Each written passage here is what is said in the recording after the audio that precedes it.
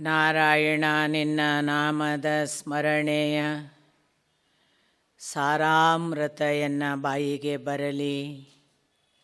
ಬಾರಂಗ ಕನಸಿನೊಳಗಲಿ ನನಸಿನೊಳಗಲಿ ಮನಸ್ಸು ಕೆಟ್ಟಿರಲಿ ಮುನಿದಿರಲಿ. ಜನಕಜಾಪತಿ ನಿನ್ನ ಅಭೀಷ್ಟದ ಸ್ಮರಣೆಯ ಅಷ್ಟಾಕ್ಷರ ಮಂತ್ರ ಜಪಿಸುವ ಹಾಗೆ ಬಾರಂಗ.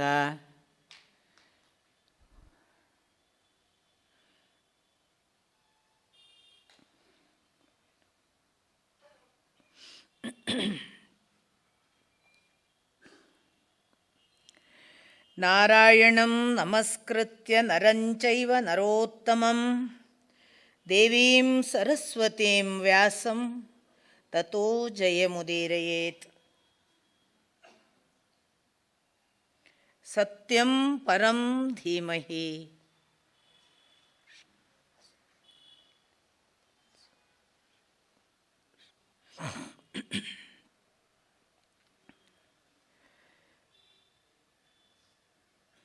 ಈ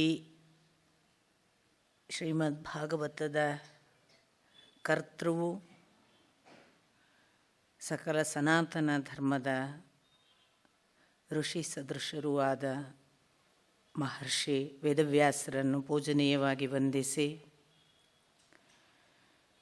ಜಗದ್ಗುರುವಾದ ಶ್ರೀಕೃಷ್ಣನಿಗೆ ಪಾದಗಳಲ್ಲಿ ಹಣೆ ಅರ್ಪಿಸಿ, ನೆರೆದಿರುವ ಎಲ್ಲ ಹಿರಿಯರ ಪದತಲಕ್ಕೆ ಹಣೆ ಹಚ್ಚಿ ನಮಸ್ಕಾರ.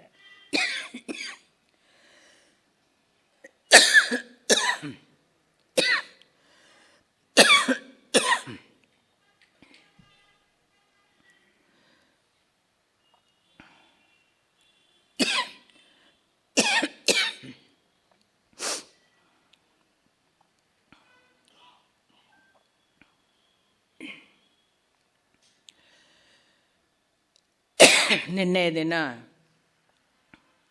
ನಾವು ಧ್ರುವ ಚರಿತ್ರೆಯ ಭಾಗವಾಗಿ ಸ್ವಯಂಭುವ ಮನುವಿನ ಪುರುಷ ವಂಶ ನಿರೂಪಣೆಯನ್ನು ಪ್ರಾರಂಭ ಮಾಡಿದ್ವಿ. ಅದ್ರ ಜೊತೆಗೇ ನಾವು ಹೆಣ್ಣು ಮಕ್ಕಳ ವಂಶದಲ್ಲೆಲ್ಲ ಹೇಗೆ ಅವತಾರರು ಪುರುಷರೆಲ್ಲ ಜನಿಸಿದ್ದು ಅನ್ನೋದನ್ನು ಕೂಡ ವೇದವ್ಯಾಸರು ದಾಖಲಿಸಿದ್ದನ್ನು ಗಮನಿಸಿದ್ದೆವು. ವಾಸ್ತವಿಕ ಹೀಗೆ ನಾನು ನಿಮಗೆ ಹೇಳುವಾಗ ಕಪಿಲ ಮುನಿ ಒಬ್ಬ ಎಷ್ಟು ದೊಡ್ಡ ದರ್ಶನ ಪರಂಪರೆಗೆ ಕೊಟ್ಟಂತಹ ಯಾವ ಅಷ್ಟಾಂಗ ಯೋಗ ಅಥವಾ ಸಾಂಖ್ಯಶಾಸ್ತ್ರವನ್ನು ಕೂಡ ಹೇಳಿದೆ.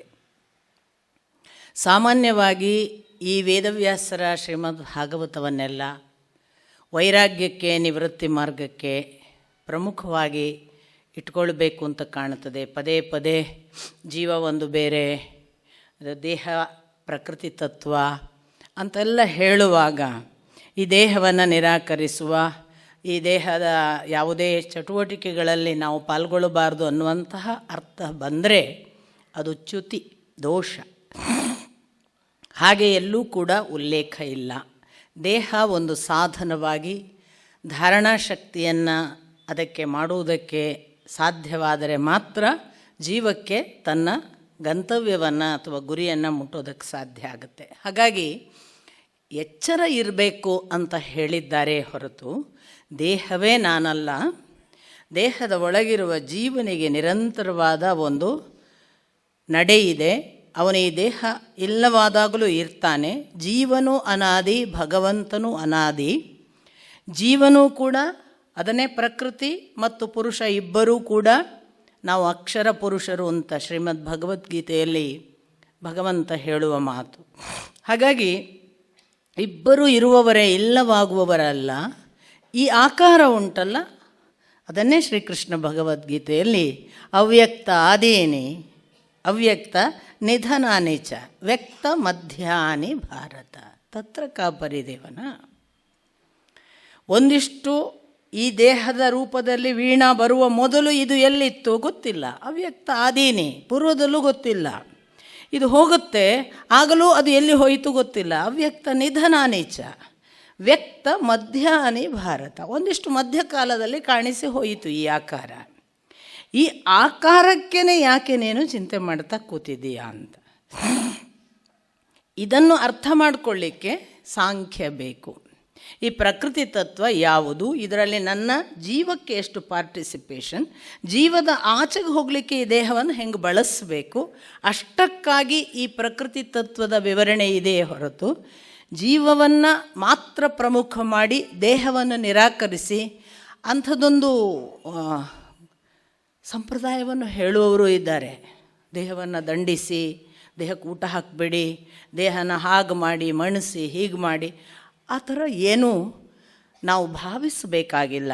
ದೇಹವೇ ಪ್ರಧಾನ ಆಗಬಾರ್ದು ಅಷ್ಟೇ. ದೇಹಕ್ಕಾಗಿಯೇ ಬದುಕುವ, ದೇಹಕ್ಕಾಗಿಯೇ ಎಲ್ಲವನ್ನೂ ನಡೆಯುವ ಭಾವವಲ್ಲ. ಮತ್ತು ಈ ದೇಹ ಒಂದು ಕಾರಣಕ್ಕಾಗಿ ಬಂದಿದೆ, ಅಥವಾ ಈ ಶರೀರದಲ್ಲಿ ಇದ್ದ ಮೇಲೆ ಈ ಜೀವಕ್ಕೆ ಈ ದೇಹದ ಮುಖಾಂತರ ಏನೋ ಕರ್ಮಗಳಿವೆ, ಆ ಕರ್ಮಗಳನ್ನು ಚೆನ್ನಾಗಿ ಮಾಡಿ ಹೋಗಬೇಕು ಅನ್ನುವುದು ಅದರ ಹಿಂದಿರುವ ಒಟ್ಟು ತಾತ್ಪರ್ಯ.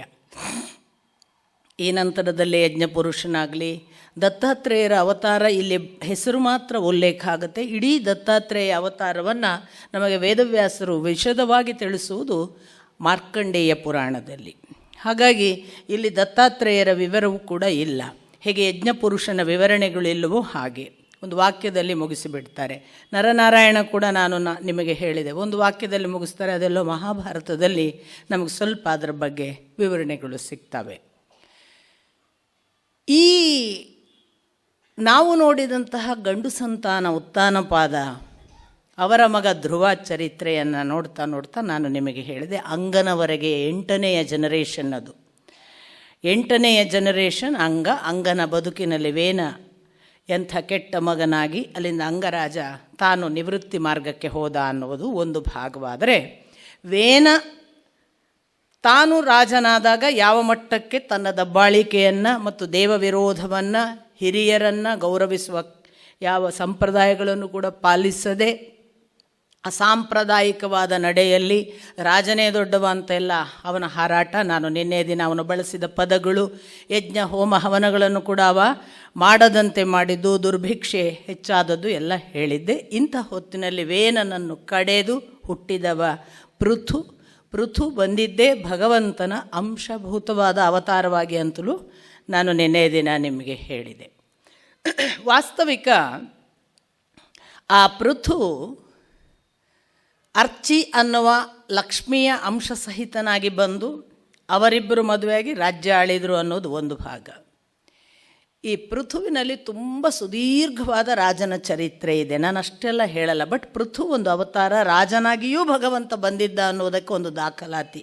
ಮುಂದೆ ರಾಮನೂ ಬರ್ತಾನೆ, ಆದರೆ ಇವನು ಒಬ್ಬ ರಾಜನಾಗಿ ಬರುವಾಗ ಸುಭಿಕ್ಷೆ ಇಲ್ಲ, ದುರ್ಭಿಕ್ಷೆ ಇದೆ, ಅವನಿಗೆ ಭೂಮಂಡಲದಲ್ಲೆಲ್ಲ ತೊಂದರೆಗಳಿವೆ. ಅಂಥ ಹೊತ್ತಿನಲ್ಲಿ ಪೃಥು ಬಂದು ಏನು ಮಾಡಿದ ಅಂದರೆ, ಭೂಮಿಯನ್ನೇ ಅವನಿಗೆ ಗೊತ್ತಾಗಿ ಬಿಡುತ್ತೆ, ಈ ಭೂಮಿ ತನ್ನ ಒಳಗೆ ಎಲ್ಲ ಸತ್ವ ಇಟ್ಕೊಂಡು ನಮಗೆ ಬಿಟ್ಕೊಡ್ತಿಲ್ಲ ಜನರಿಗೆ ಅಂತ. ಅದಕ್ಕಾಗಿ ಅವ ಬಾಣ ತೆಗೆದು ನಿನ್ನನ್ನು ಕೊಲ್ತೀನಿ ಅಂತ ಹೊರಡ್ತಾನೆ. ಆಗ ಭೂಮಿ ವಾಸ್ತವಿಕ ಗೋವಿನ ರೂಪದಲ್ಲಿ ಓಡುತ್ತೆ. ನೋಡಿ, ಎಲ್ಲೆಲ್ಲ ಗೋವು ಬರುತ್ತೆ ಅಲ್ಲೆಲ್ಲ ಭೂಮಿಗೆ ಪರ್ಯಾಯವಾಗಿಯೇ ಬರುತ್ತೆ. ನೀವು ಪುರಾಣಗಳಲ್ಲಿ ನೋಡಿದರೆ, ಒಂದು ಇಲ್ಲಿ, ಇನ್ನೊಂದು ಭೂಮಿಗೆ ಭಾರ ಆಗಿದೆ, ನನಗೆ ಭಾರ ತಡ್ಕೊಳ್ಳೋಕ್ಕಾಗಲ್ಲ ಅಂತ ಹೇಳುವಾಗ ಬ್ರಹ್ಮನ ಹತ್ರ ಹೋಗುವಂತಹ ಪ್ರಸಂಗ ಇದೆ ನೋಡಿ. ಆಗ ಕೃಷ್ಣ ಅವತಾರದ ಮೊದಲು ಕೂಡ ಭೂಮಿ ಹೋದದ್ದು ಒಂದು ಗೋವಿನ ಆಕಾರದಲ್ಲಿ. ಈ ಗೋವಿನ ಆಕಾರದಲ್ಲಿ ಹೋದಾಗ ಆ ಗೋವಿನ ಆಕಾರದಲ್ಲಿ ಬಂದಂತಹ ಭೂಮಿಯನ್ನು ಸಂತೈಸಿದರು ಅಂತಲೇ ಇರೋದು. ಮತ್ತು ಆ ಗೋವು ಕಣ್ಣೀರು ಹಾಕಿತ್ತು ಅಂದರೆ ಭೂಮಿ ಕಣ್ಣೀರು ಹಾಕಿದ ಹಾಗೆ, ಈ ಥರ ಸಂವಾದಿಯಾಗಿಯೇ ಹೇಳ್ತಾರೆ. ಒಟ್ಟಿನಲ್ಲಿ ಈ ಭೂಮಿಯನ್ನು ಗೋವಿನ ರೂಪದಲ್ಲಿ ಅದು ಓಡಕ್ಕೆ ಶುರು ಮಾಡಿದಾಗ ಪೃಥು ಬಿಡಲ್ಲ, ಕೊಂದೇ ಬಿಡ್ತೀನಿ ಅಂತ ಹೊರಡ್ತಾನೆ. ಆಗ ಅದಕ್ಕೆ ಗೊತ್ತಾಗುತ್ತೆ, ಇವನು ಭಗವಂತನ ಅವತಾರ, ಇವನು ನನ್ನನ್ನು ಕೊಲ್ತಾನೆ, ಇವನೇನು ನನ್ನನ್ನು ಬಿಡಲ್ಲ ಅಂತ.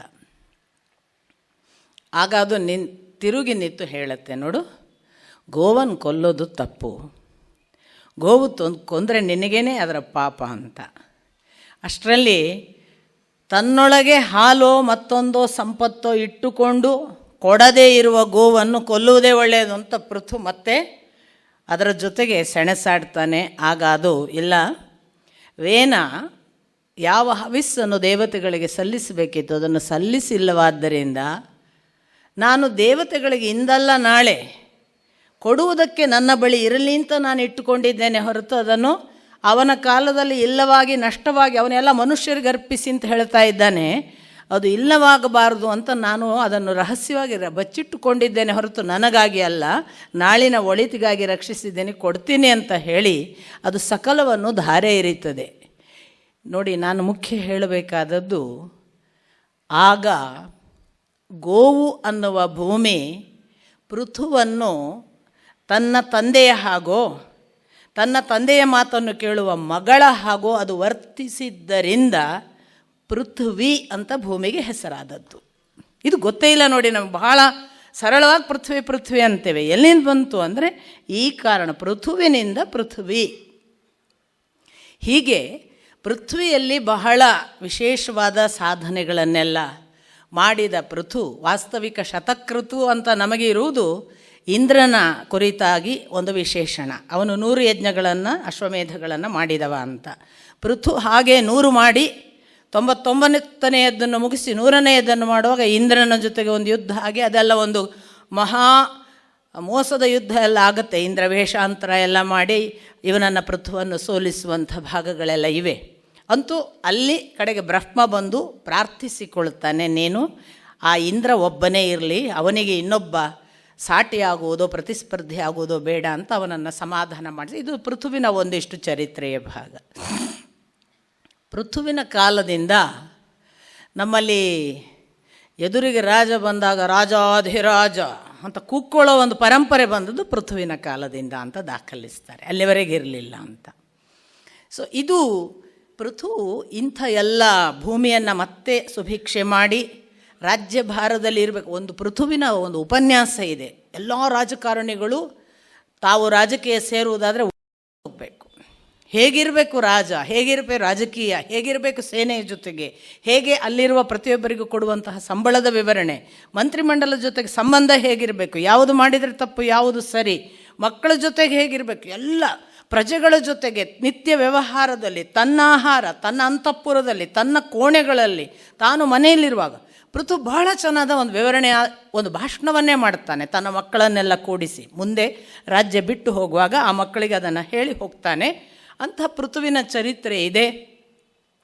ಪ್ರತಿ ಒಂದು ಅಧ್ಯಾಯ ಅಥವಾ ಒಂದು ವೃತ್ತಾಂತ ಮುಗಿದ ಮೇಲೆ ಸಾಮಾನ್ಯವಾಗಿ ವೇದವ್ಯಾಸರು ಅದರ ಫಲವನ್ನು ಹೇಳ್ತಾರೆ. ಇದನ್ನು ಓದೋದ್ರಿಂದ ಹೀಗೀಗಾಗುತ್ತೆ, ನಿಮಗೆ ಇಂಥದ್ದು ಸಂಭವಿಸುತ್ತೆ, ನಿಮಗೆ ಐಶ್ವರ್ಯ ಬರುತ್ತೆ, ನಿಮಗೆ ಕೀರ್ತಿ ಬರುತ್ತೆ. ನಾನು ಅದು ಯಾವುದನ್ನು ಹೇಳಿಲ್ಲ,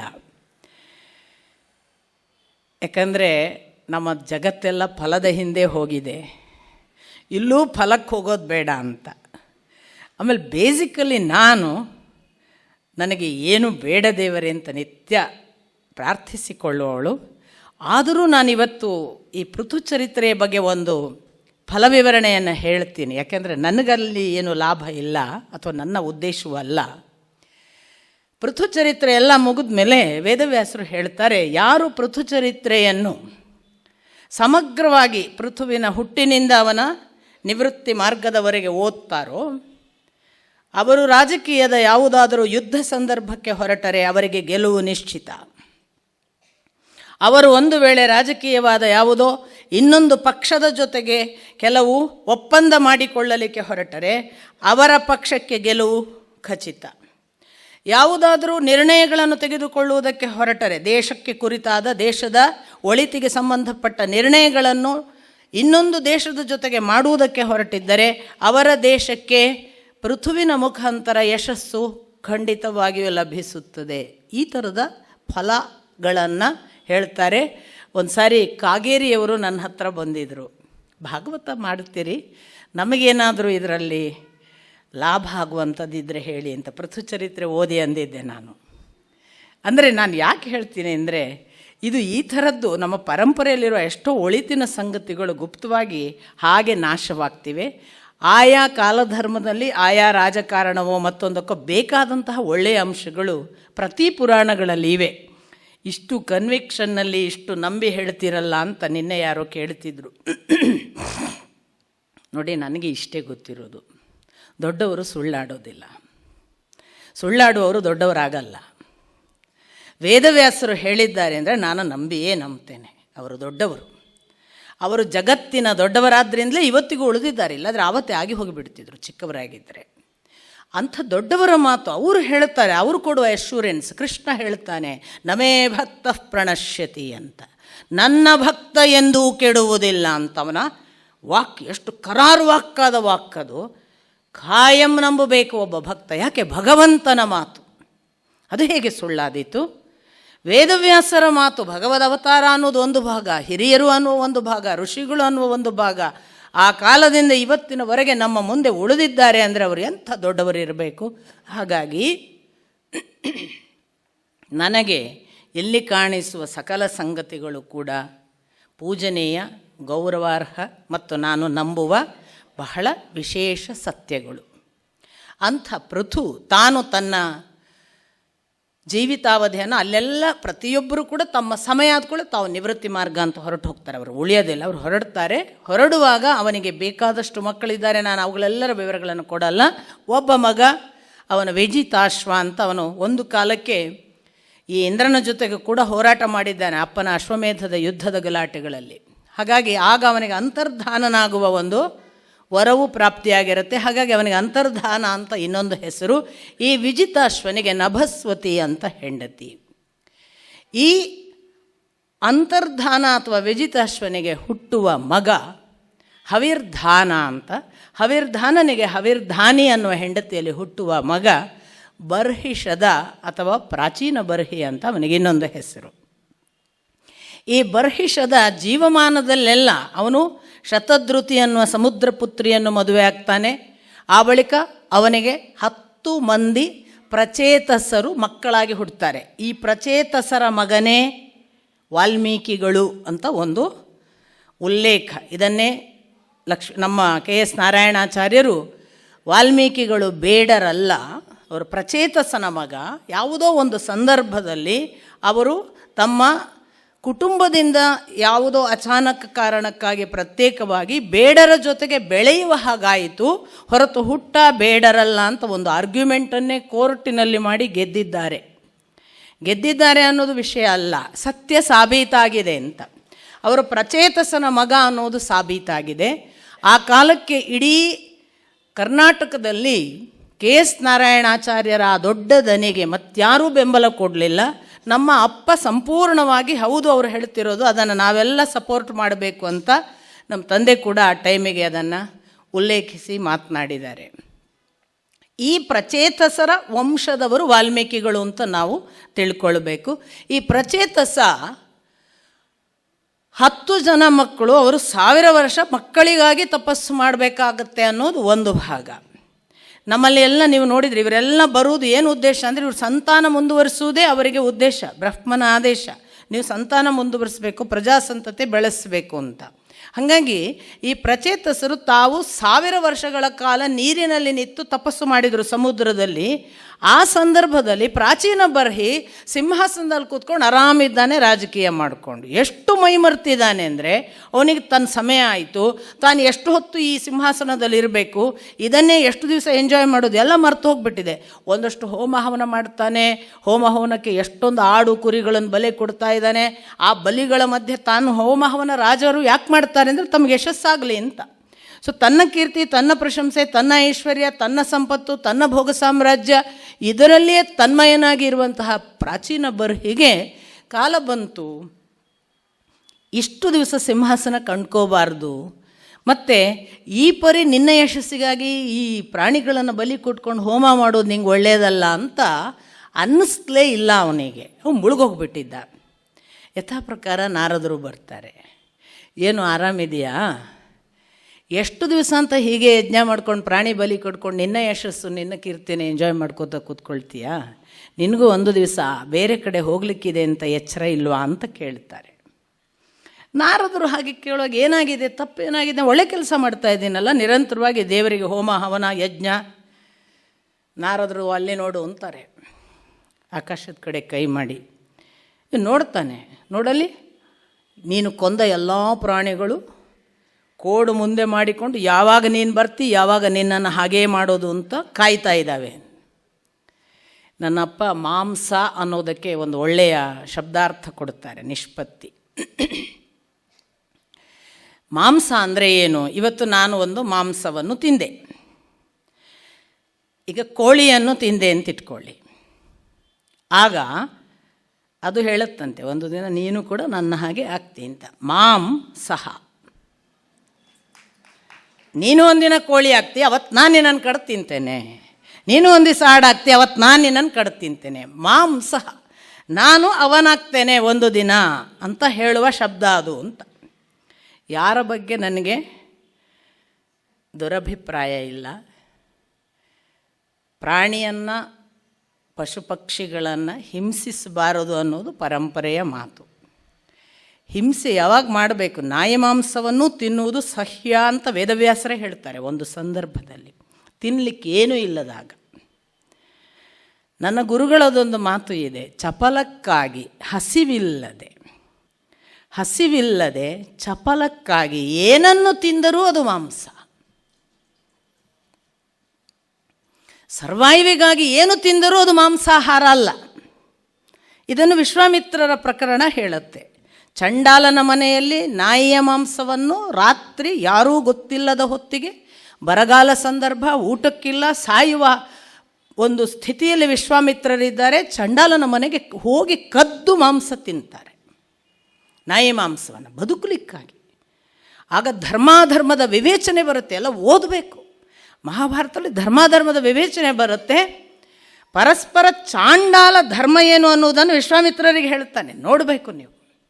ಧರ್ಮ ಹೇಳೋದಕ್ಕೆ ಇವರು ಮಾತ್ರ ಧರ್ಮ ಹೇಳಕ್ಕೆ ಅರ್ಹರು ಅಂತ ಎಲ್ಲೂ ಇಲ್ಲ. ಧರ್ಮವ್ಯಾಧನ ಕತೆ ನಿಮಗೆ ಗೊತ್ತು. ಬೇಟೆಗಾರ, ಅವನು ಮಾಂಸ ಮಾರಿ ಬದುಕ್ತಿದ್ದವ. ಅವನು ಎಂಥ ಚಂದ ಧರ್ಮ ಹೇಳಿದ ಒಬ್ಬ ಋಷಿಗೆ.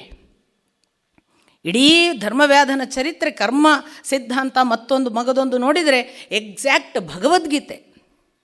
ಶ್ರೀಕೃಷ್ಣ ಯಾವುದನ್ನು ಹೇಳಿದಾನೆ ಅದನ್ನು ಪೂರ್ವದಲ್ಲಿ ಧರ್ಮವ್ಯಾಧ ಹೇಳಿದ್ದಾನೆ. ಹಾಗಾಗಿ ಇರ್ರೆಸ್ಪೆಕ್ಟಿವ್ ಆಫ್ ಕಾಸ್ಟ್ ಕ್ರೀಡ್ ಲೆಕ್ಕಾಚಾರವಿಲ್ಲ. ಅವರಲ್ಲಿ ಇರುವಂತಹ ಜ್ಞಾನಕ್ಕೆ ಪ್ರಾಧಾನ್ಯ.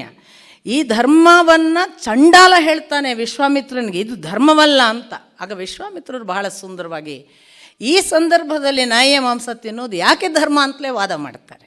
ಹಾಗಾಗಿ ಇದೆಲ್ಲ ನಾನು ಯಾವುದೇ ವಿಷಯವನ್ನು ಪೂರ್ವಗ್ರಹಗಳಿಂದ ಈ ಮಾಂಸಾಹಾರಿಗಳೆಲ್ಲ ತಪ್ಪಿತಸ್ಥರು ಅಂತ ಹೇಳ್ತಿದ್ದೀನಿ ಅಂತ ದಯವಿಟ್ಟು ಭಾವಿಸಬೇಡಿ. ನನಗೆ ಹಾಗೆ ಯಾರ ಬಗ್ಗೆ ಇಲ್ಲ. ನನ್ನ ಅಮ್ಮ ನನಗೆ ಚಿಕ್ಕವಳಿರುವಾಗ ಒಂದು ಮಾತು ಹೇಳಿದ್ದಾಳೆ. ಮೀನಿನ ಅಡುಗೆ ಮಾಡಿಕೊಂಡು ನಮ್ಮ ತೋಟಕ್ಕೆ ಕೆಲಸ ಮಾಡುವ ಹೆಣ್ಣು ಮಕ್ಕಳು ಮೀನಿನ ಮಾಂಸನ ಬುತ್ತಿ ತೊಗೊಂಡು ಬಂದಿದ್ರು ಒಂದು ದಿವಸ. ನಾವೆಲ್ಲ ಪುಟ್ಟ ಮಕ್ಕಳು. ಆಗ ನಮಗೆ ಮಧ್ಯಾಹ್ನದ ಹೊತ್ತಿಗೆ ಅವ್ರ ಜೊತೆ ಕೂತು ಹರಟೆ ಹೊಡೆಯೋದು, ಮಕ್ಕಳು ಹಾಗೆ ಆಟ ಆಡೋದು ಎಲ್ಲ ಇತ್ತು. ನಾವು ಆ ಕೆಲಸದ ಹೆಣ್ಮಕ್ಳು ಪಾಪ ಸಹಜವಾಗಿ ಅವ್ರು ಬುತ್ತಿ ತೆಗೆಯೋರು ಊಟಕ್ಕೆ. ನಮಗೆ ವಾಸನೆ ಅನಿಸಿ ಮೂಗು ಹಿಡಿತಿದ್ವಿ ನಾವು. ಮೀನು ಪರಿಚಿತವಲ್ಲ ನಮ್ಮ ಆಹಾರದಲ್ಲಿ, ನಾವು ಮೂಗು ಹಿಡಿತಿದ್ವಿ.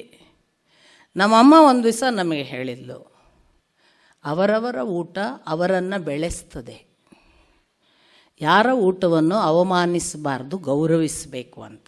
ನಾನು ಅದೇ ಭಾವದಿಂದ ಈಗ ಈ ಮಾತು ಕೂಡ ಹೇಳಿದ್ದೇನೆ. ನನಗೇನು ಅಗೌರವ ಇಲ್ಲ. ಆದರೆ ಹೀಗೊಂದು ಯೋಚನೆ ಇರಬೇಕು ಅಂತ. ಸುಮ್ಮನೆ ಪ್ರಾಣಿಯನ್ನು ತಿನ್ನುವುದರಿಂದ ಯಾವ್ಯಾವುದೋ ಪ್ರಾಣಿಗಳನ್ನು ತಿನ್ನದೇ ಬದುಕುವ ಸಾಧ್ಯತೆ ಇರುವ ನಾವು ಎಷ್ಟೋ ಪ್ರಾಣಿ ಪಕ್ಷಿಗಳನ್ನು ಕೊಲ್ತೀವಿ. ನೀವು ಕೇಳ್ಬೋದು ನೆಕ್ಸ್ಟ್ ನನಗೆ, ಈ ಸಸಿಗಳನ್ನು ಕೊಲ್ಲಲ್ವಾ? ಎರಡೂ ಇದರಲ್ಲಿ ನನಗೆ ಗೊತ್ತಿಲ್ಲ, ನೀವೇ ಉತ್ತರಿಸಬೇಕು. ವಿಚ್ ಈಸ್ ಲೆಸ್ ಸೆನ್ಸಿಟಿವ್ ಅಂತ ಜಿಡ್ಡು ಕೃಷ್ಣಮೂರ್ತಿ ಕೇಳೋದು. When you are cutting an animal, ನಿಮ್ಮ ಕಣ್ಮುಂದೆ ಅದು ಒದ್ದಾಡುತ್ತೆ. ಸಂವೇದನೆಯ ದೃಷ್ಟಿಯಿಂದ ಹ್ಯೂಮನ್ ಸೆನ್ಸಿಟಿವಿಟಿಗೆ ದಟ್ ಈಸ್ ನಾಟ್ ಗುಡ್ ಅಂತ ಒಂದು.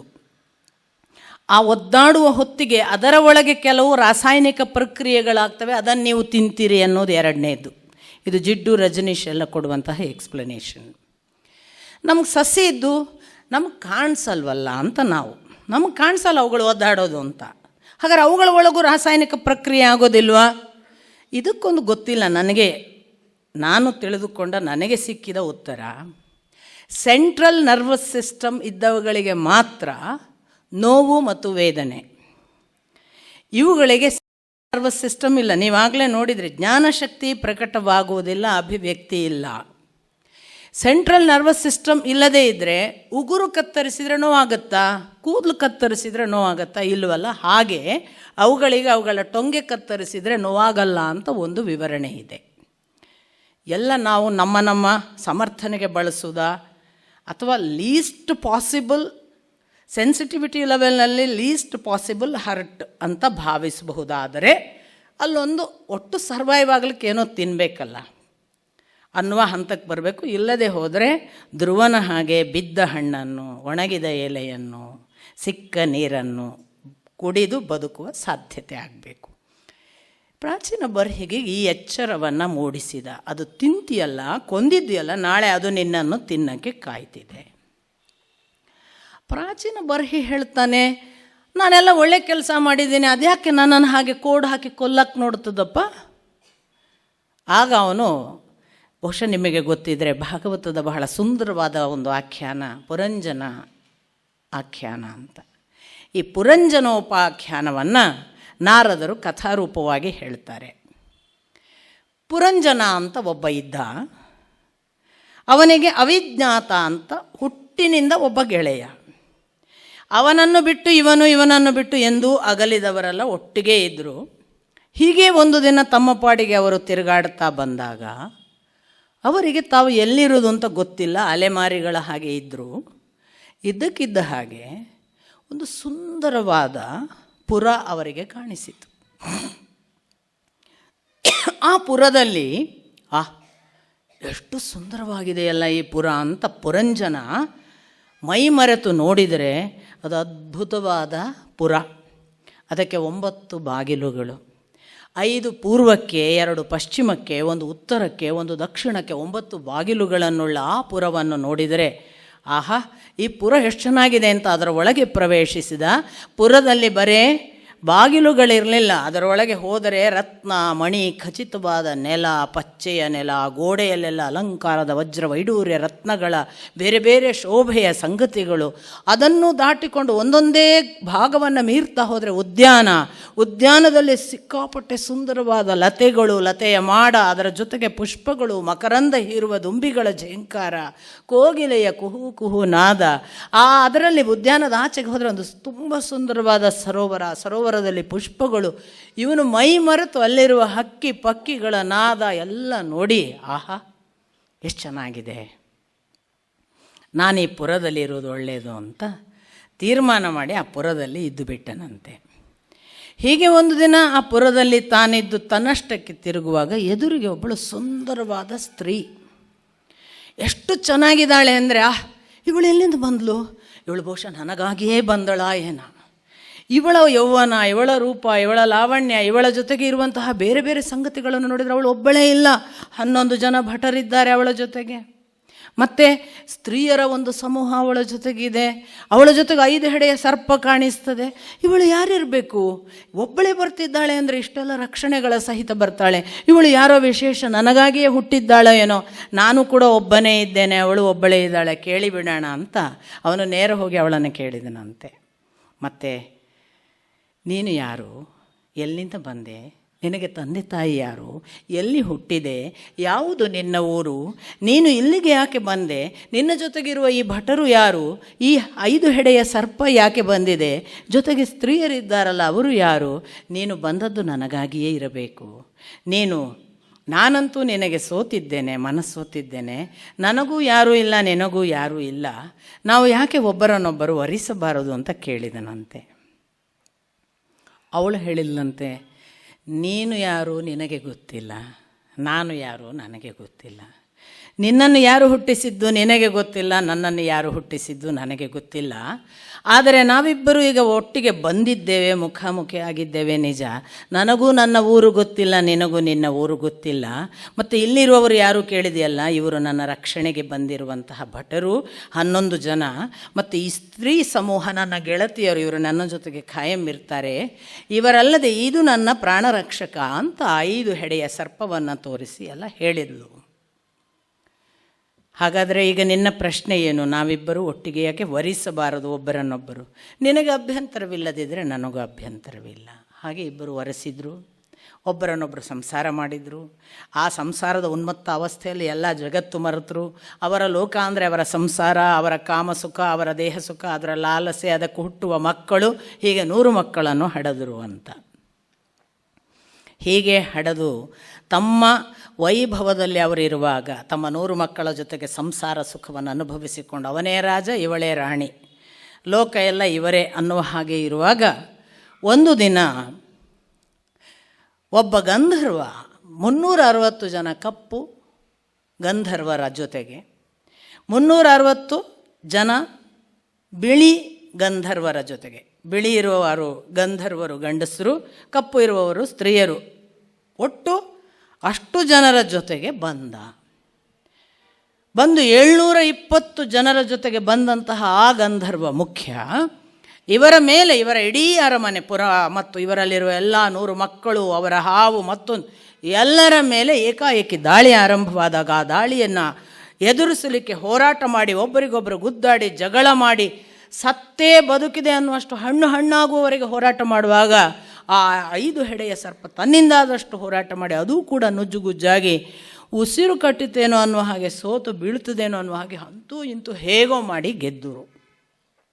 ಅಷ್ಟು ಮಾಡಿ ಗಂಧರ್ವರು 720 ಜನರ ನಾಯಕರ ಜೊತೆಗೆ ನಿರ್ಗಮಿಸಿದ್ರು ಅನ್ನುವಾಗ ಸ್ವಲ್ಪ ಇವರು ಉಸಿರಾಡಿಕೊಂಡಿದ್ದರು.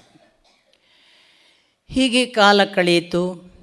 ಇನ್ನೊಂದಿಷ್ಟು ಸಮಯ ಅವರು ಹಾಗೆ ಕಾಲ ಕಳೀತಾ ಇರುವಾಗ ಇತ್ತ ನಾರದರು ಹೇಳೋದು, ಇತ್ತ ಜರ ಅನ್ನುವ ಒಬ್ಬಳು ವೃದ್ಧೆ ಅಥವಾ ಮುಪ್ಪು ಅನ್ನುವ ಒಬ್ಬಳು ಮುದುಕಿ, ಅವಳು ಅಲ್ಲಿ ಇಲ್ಲಿ ಗಂಡಸರು ಸಿಕ್ಕರೆ ಕೇಳ್ತಿದ್ಲಂತೆ, ನಾನು ಒಬ್ಬಳೇ ಇದ್ದೇನೆ, ಮದುವೆ ಆಗ್ತೀರಾ ಅಂತ. ಹೋಗಿ ನಾರದರನ್ನು ಕೇಳಿದ್ಲಂತೆ ಅವಳು, ಹೇಗೂ ನೀವು ಒಬ್ಬರೇ ಇದ್ದೀರಿ, ನಾನು ಒಬ್ಬಳೇ ಇದ್ದೇನೆ, ನನ್ನನ್ನು ಮದುವೆ ಆಗ್ತೀರಾ ಅಂತ. ಕ್ಷಮಿಸಮ್ಮ, ನಾನು ಆರಾಮಿದ್ದೇನೆ, ನನ್ನನ್ನೇನು ಕರೀಬೇಡ ಅಂತ ನಾರದರು ಹೇಳಿದ್ರಂತೆ. ಅವಳಿಗೆ ಸಿಟ್ಟು ಬಂದು, ನಾರದರು ಹೇಳಿದ್ರು, ಅವಳಿಗೆ ಸಿಟ್ಟು ಬಂದು ಅವಳು ನನ್ನನ್ನು ಶಾಪಿಸಿದ್ಲು. ಏನು ಶಾಪ? ನನ್ನನ್ನು ತಿರಸ್ಕರಿಸಿದೆಯಲ್ಲ, ನೀನು ಎಲ್ಲೂ ನಿಲ್ಲದ ಹಾಗಾಗಲಿ, ಓಡ್ತಾನೆ ಇರುವ ಹಾಗಾಗಲಿ ಅಂತ. ಹಾಗಾಗಿ ಅವ್ರು ನಿತ್ಯ ಸಂಚಾರಿ ಪಾಪ, ಓಡಾಡ್ತಾನೆ ಇರಬೇಕು, ಇವಳ ಶಾಪ ನೋಡಿ. ಎಲ್ಲೋ ಲಿಂಕ್ ಇದೆ. ನಿರಂತರ ಓಡುವವರಿಗೆ ಐನ್ಸ್ಟೈನ್ ಪ್ರಕಾರ ಕಾಲ ಸ್ಥಿರ, ಅವ್ರ ಕಾಲಕ್ಕಿಂತ ವೇಗ ಓಡ್ತಿರ್ತಾರೆ, ಅದರಿಂದ ಕಾಲ ಅವರ ಕೈವಶ. ಅದಕ್ಕೆ ನಾರದರು ಯಾವತ್ತು ಖಾಯಂ, ಇವತ್ತು ಸಿಕ್ಕಬಲ್ಲರು. ಅವರಿಗೆ ಒಂದು ದೃಷ್ಟಿಯಿಂದ ಇವಳ ಶಾಪ ವರ ಆಯಿತು. ಇವಳು ಹೀಗೆ ಅಂತ ಗೊತ್ತಾಯಿತು, ಇವಳು ಮುಂದುವರೆದ್ಲು, ಮತ್ತಾರನ್ನಾದರೂ ಹುಡ್ಕೋಣ, ಇವ ಅಂತೂ ಸಿಗಲ್ಲ, ಮತ್ತಾರನ್ನು ಹುಡ್ಕೋಣ. ಆಗ ಅವಳಿಗೆ ಮತ್ತೆ ಒಬ್ಬ ಸಿಗ್ತಾನೆ, ಅವನನ್ನು ಹಿಡ್ಕೊಳ್ತಾಳೆ. ನೀನು ನನ್ನ ಜೊತೆಗೆ ಬಾ, ನನ್ನನ್ನು ಮದುವೆ ಆಗು. ಅವ ಹೇಳ್ತಾನೆ, ನೋಡು ನಾನು ಯವನ, ನಾನು ಬರಲ್ಲ, ನಾನು ನಿನಗೆ ಒಂದು ಕೆಲಸ ಮಾಡ್ತೇನೆ, ನಾನು ನನ್ನ ಜೊತೆಗೆ ಭಯ ಮತ್ತು ಪ್ರಜ್ವರ ಅಂತ ಇಬ್ಬರಿದ್ದಾರೆ, ಅವರನ್ನು ಕರ್ಕೊಂಡು ನಿನ್ನ ಜೊತೆಗೆ ಬರ್ತೇನೆ, ನಿನಗಾಗ ಬಲ ಬರ್ತದೆ ಅಂತ. ಓಹೋ, ಹಾಗಾದರೆ ಯವನ ರಾಜನ ಜೊತೆಗೆ ಇವರಿಬ್ಬರು ಸೇರಿ ಬರೋಣ ಅಂತ ಹೇಳಿ ಭಯ ಮತ್ತು ಪ್ರಜ್ವರರು ಸೇರ್ತಾರೆ.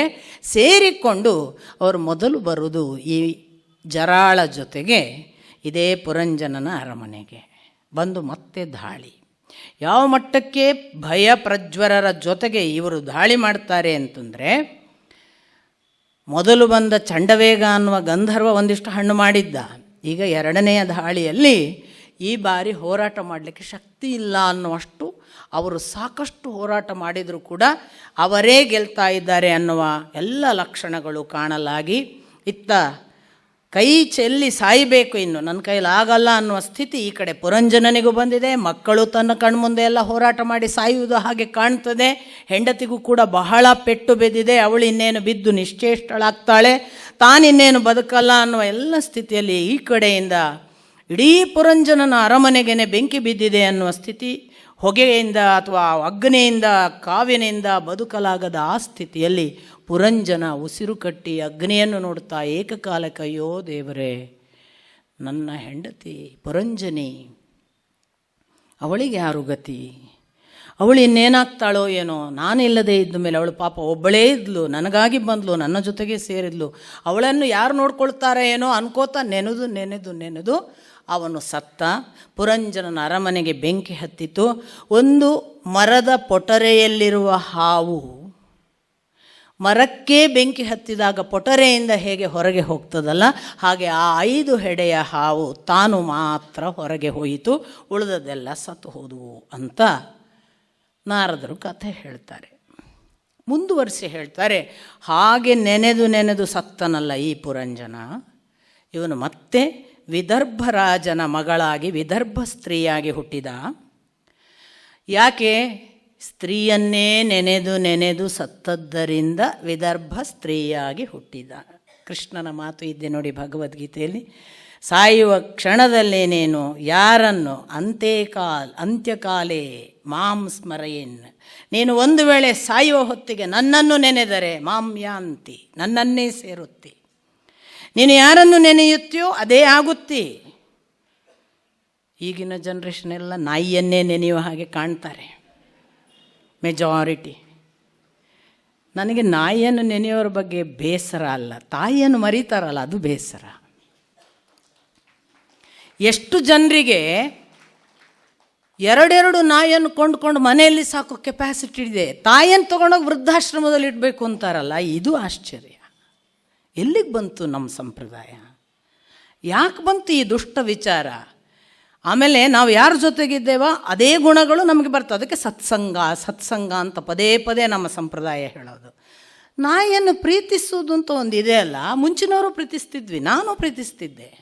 ಆದರೆ ನಮ್ಗೆ ಅದನ್ನು ಅಪ್ಕೋಬೇಕು, ಮುದ್ದಾಡಬೇಕು, ಅದು ನಮ್ಮ ಹಾಸಿಗೆಯಲ್ಲಿ ಮಲಗಬೇಕು, ನಮ್ಮ ಜೊತೆಗೇ ಊಟ ಮಾಡಬೇಕು ಅನ್ನೋದು ಬಂದಿರಲಿಲ್ಲ. ಆದರೆ ಪ್ರೀತಿಗೆ ಒಂದು ಡಿಸ್ಟೆಂಟ್ ಲವ್ ಅಂತ ಒಂದು ಉಂಟು ಅನ್ನೋದೇ ಜನ ಮರ್ತಿದ್ದಾರೆ ಏನೋ ಅನ್ನುವ ಹಾಗೆ ಆ ಥರದ ಒಂದು ದೈಹಿಕ ಪ್ರಕ್ರಿಯೆ ಆದದ್ದು ನನಗೆ ಇವತ್ತಿಗೂ ಆಶ್ಚರ್ಯ. ಈಗ ನಾನು ನಿಮ್ಮನ್ನು ಪ್ರೀತಿಸ್ತೇನೆ ಅನ್ನುವ ಭಾವ ನಿಮಗೆ ಬಾರದೇ ಇದ್ದರೆ, ನೀವು ನನ್ನನ್ನು ಪ್ರೀತಿಸ್ತೀರಿ ಅನ್ನೋ ನನ್ನ ಒಳಗೊಂದು ಭಾವ ಹುಟ್ಟದೇ ಇದ್ದರೆ ಇಷ್ಟು ಚೆನ್ನಾಗಿ ನಾವು ಕುತ್ಕೊಳ್ಳೋಕೆ ಸಾಧ್ಯನೇ ಇಲ್ಲ. ಇದೊಂದು ಪ್ರೀತಿಯ ಸಂವೇದನೆ. ಈ ಪ್ರೀತಿ ನೀವು ನನ್ನನ್ನು ಮುಟ್ಟಬೇಕಾಗಿಲ್ಲ, ನನ್ನನ್ನು ಬಂದು ಅಪ್ಕೋಬೇಕಾಗಿಲ್ಲ, ಮುದ್ದಾಡಬೇಕಾಗಿಲ್ಲ, ನೀವು ನನಗೆ ಕಾಣಿಸ್ಬೇಕಾಗಿಲ್ಲ, ಪರ್ಸನಲ್ ಮೀಟ್ ಆಗಬೇಕಾಗಿಲ್ಲ. ಬಟ್ ನಾನು ನಿಮಗೆ, ನೀವು ನನಗೆ ಕನೆಕ್ಟ್ ಆಗ್ತಾ ಇರ್ತೀರಿ. ಅದೊಂದು ಬೇರೆ ಲೆವೆಲ್ ಪ್ರೀತಿ. ಸಾಮಾನ್ಯ ಯಕಶ್ಚಿತ್ ದೇಹ ಸಂಬಂಧ ಅಲ್ಲ. ಅದು ನಾಯಿಯ ಮಟ್ಟಿಗೆ ಅಷ್ಟು ದೈಹಿಕವಾದದ್ರಿಂದಲೇ ಇಷ್ಟು ಪ್ರಾಬ್ಲಮ್. ಆದರೆ ಕರುಳಿನಿಂದ ತಂದ ತಾಯಿ ಮಾತ್ರ ದೈಹಿಕವಾಗಿ ದೂರಲ್ಲ. ಎಲ್ಲಿಯ ಕಾಂಟ್ರಾಸ್ಟ್ ಇದು! ಅಂತೂ ಇವನು ನೆನೆದದ್ದು ಸ್ತ್ರೀಯನ್ನು. ಹಾಗಾಗಿ ನಾವು ಯಾರನ್ನು ನೆನೆತೇವೋ ಅದೇ ಆಗ್ತೇವೆ ಅನ್ನೋದು ಅಷ್ಟು ಎಚ್ಚರ ಇದ್ದರೆ ಸಾಕು. ನಾವು ನೆನೆದದ್ದು ಅದು ಸ್ತ್ರೀಯನ್ನು ನೆನೆದ ಸ್ತ್ರೀಯಾದಲು ವಿದರ್ಭ ಸ್ತ್ರೀಯಾದ. ಮುಂದೆ ಪಾಂಡ್ಯ ದೇಶದ ದೊರೆ ಮಲಯಧ್ವಜ ಅನ್ನೋನನ್ನು ಮದುವೆ ಮಾಡಿಕೊಡ್ತಾರೆ. ಅವರ ಸಂಸಾರ ಆಗ್ತದೆ. ಮಲಯಧ್ವಜನಿಗೆ ಒಂದು ದಿನ ವೃದ್ಧಾಪ್ಯದ ನಿವೃತ್ತಿ ಮಾರ್ಗಕ್ಕೆ ಹೋಗಬೇಕು ಅನಿಸುತ್ತೆ. ಅವನು ಹೊರಟು ಹೋಗ್ತಾನೆ. ಅವನು ಹೋದಾಗ ನಾನು ನಿನ್ನ ಜೊತೆಗೆ ಬರ್ತೀನಿ, ಒಬ್ಬಳೇ ಇರಲ್ಲ ಅಂತ ಈ ವಿದರ್ಭ ಸ್ತ್ರೀ ಬೆನ್ನಟ್ಟುತ್ತಾಳೆ. ಆ ಬೆನ್ನಟ್ಟಿದ ಮೇಲೆ ಅವರಿಬ್ಬರು ಎಷ್ಟೋ ಕಾಲ ತಪಸ್ಸು ಮಾಡ್ತಾರೆ ಅರಣ್ಯದಲ್ಲಿದ್ದು. ಒಂದು ದಿನ ಮಲಯಧ್ವಜನಿಗೆ ಸಾಮಾನ್ಯವಾಗಿ ತಾನು ಸಮಾಧಿಸ್ಥ ಅವಸ್ಥೆಯಲ್ಲಿ ಕೂತಿದ್ದ ಹಾಗೆ ಪ್ರಾಣ ಹೋಗ್ತದೆ. ಅವನು ಪ್ರಾಣ ಹೋಗುವಾಗ ಇವಳಿಗೆ ತಡ್ಕೊಳ್ಳೋಕ್ಕಾಗೋದಿಲ್ಲ. ನೀನಿಲ್ಲದೆ ನಾನು ಹೇಗೆ ಬದುಕಲಿ? ನಾನು ನಿನ್ನ ಜೊತೆಗೆ ಬಂದಿದ್ದೆ, ನಿನ್ನನ್ನೇ ನಂಬಿದ್ದೆ, ನಾನೀಗ ನಿನ್ನ ಜೊತೆಗೆ ಸಹಗಮನ ಮಾಡ್ತೇನೆ ಅಂತ ಅವನ ಚಿತೆಯನ್ನು ಸಿದ್ಧ ಮಾಡಿ ಅವನ ಜೊತೆಗೆ ಸಾಯಲಿಕ್ಕೆ ಹೊರಡ್ತಾಳೆ. ಆಗ ಇದ್ದಕ್ಕಿದ್ದ ಹಾಗೆ ಒಬ್ಬ ಕಾಣಿಸಿಕೊಳ್ತಾನೆ. ಕಾಣಿಸಿಕೊಂಡು ಹೇಳ್ತಾನೆ, ಎಲ್ಲಿಗೆ ಹೊರಟಿದ್ದಿ? ಅವಳು ಹೇಳ್ತಾಳೆ, ನನ್ನ ಗಂಡ ಸತ್ತ, ನಾನು ಸಾಯಬೇಕು. ಅವನು ನಿನ್ನ ಗಂಡನ? ಹೌದು. ನೋಡು, ನೀನು ಹೆಣ್ಣು ಅಲ್ಲ, ನೀನು ಗಂಡು ಅಲ್ಲ, ಅವನು ಕೂಡ ನಿನ್ನ ಗಂಡನೂ ಅಲ್ಲ, ನಿನ್ನ ಹೆಂಡತಿಯೂ ಅಲ್ಲ. ನೀನು ಇದಕ್ಕೆ ಮೊದಲು ಒಬ್ಬ ಗಂಡು ಆಗಿದ್ದಿ, ಆ ಬಳಿಕ ಈಗ ಹೆಣ್ಣಾಗಿದ್ದಿ. ಇದೆರಡೂ ಆಗುವಾಗ ನೀನು ಗಂಡು ಅಲ್ಲ, ಹೆಣ್ಣು ಅಲ್ಲ. ನೀನು ಯಾರು? ನೀನು ಒಂದು ಹಂಸ. ಹಂಸ ಅನ್ನುವ ಒಂದು ಅವಸ್ಥೆ ಇದೆ, ಅದಕ್ಕೆ ಆತ್ಮಕ್ಕೆ ಆ ಹೆಸರು. ಆಗದಿಂದ ಇಂದಿನವರೆಗೂ ಕೂಡ ನಾನು ನಿನ್ನ ಜೊತೆಗೆ ಇದ್ದೆ, ಆದರೆ ನೀನು ಆಗಲೂ ಗುರುತಿಸಿಲ್ಲ, ಈಗಲೂ ಗುರುತಿಸಿಲ್ಲ. ಯಾರು ನೀನು? ಎಂದು ಇದ್ದಿ? ಯಾರು ನೀನು? ನೀನು ಅಂದು ಪುರಂಜನ ಆಗಿದ್ದ ದಿನಗಳಲ್ಲಿ ನಾನು ಆರಂಭದಿಂದಲೂ ನಿನ್ನ ಜೊತೆಗೆ ಇದ್ದೆ. ನನ್ನ ಹೆಸರು ಅವಿಜ್ಞಾತ. ಆಗಲೂ ನಿನಗೆ ನಾನು ಗೊತ್ತಾಗಲಿಲ್ಲ, ಈಗಲೂ ನಾನು ಗೊತ್ತಿಲ್ಲ, ಆದರೆ ನನಗೆ ನೀನು ಗೊತ್ತು. ನಾನು ನಿನ್ನನ್ನು ನೋಡುತ್ತಲೇ ಇದ್ದೇನೆ. ನೀನು ಭಾವಿಸಿದ್ದಿ ನೀನು ಆಗ ಗಂಡು ಎಂದು, ಈಗ ನೀನು ಹೆಣ್ಣೆಂದು. ನೀನು ಗಂಡು ಅಲ್ಲ, ಹೆಣ್ಣು ಅಲ್ಲ, ನೀನು ಒಂದು ಆತ್ಮ ಮಾತ್ರ. ನಾನು ನೀನು ಇಬ್ಬರು ಹಂಸಗಳು. ನಾವಿಬ್ಬರೂ ಕೂಡ ಒಂದು ಹಂಸ ಇನ್ನೊಂದು ಹಂಸ ಮಿಲನವಾದರೆ ಯಾವುದನ್ನು ಮುಟ್ಟಬಹುದು ಅದನ್ನು ಮುಟ್ಟುವುದಕ್ಕೆ ಸಾಧ್ಯವಿದೆ ಅಂತ ಅವಳಿಗೆ ಎಚ್ಚರ ಮೂಡಿಸಿದಾಗ ಅವಳಿಗೆ ಎಚ್ಚರ ಬಂದು ಆ ದೇಹವನ್ನು ಅವಳು ಹಂಸ ಅನ್ನುವ ಭಾವದಲ್ಲಿ ಮುಂದೆ ಮೋಕ್ಷ ಪಡೆದಳು ಅನ್ನುವ ಕಥೆಯನ್ನು ನಾರದರು ಮುಕ್ತಾಯ ಮಾಡ್ತಾರೆ.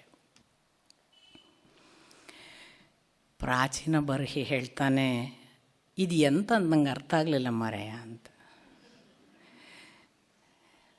ಅಲ್ಲ, ನಾನು ನಿನಗೆ ನೇರವಾಗಿ ಹೇಳಲಿಲ್ಲ. ಯಾಕೆ ಅಂದರೆ ಭಗವಂತ ಪರೋಕ್ಷ ಪ್ರಿಯ. ಉಪನಿಷತ್ನಲ್ಲೊಂದು ಮಾತಿದೆ, ಪರೋಕ್ಷ ಪ್ರಿಯಾ ಇವ ಹಿ ದೇವಾಹ.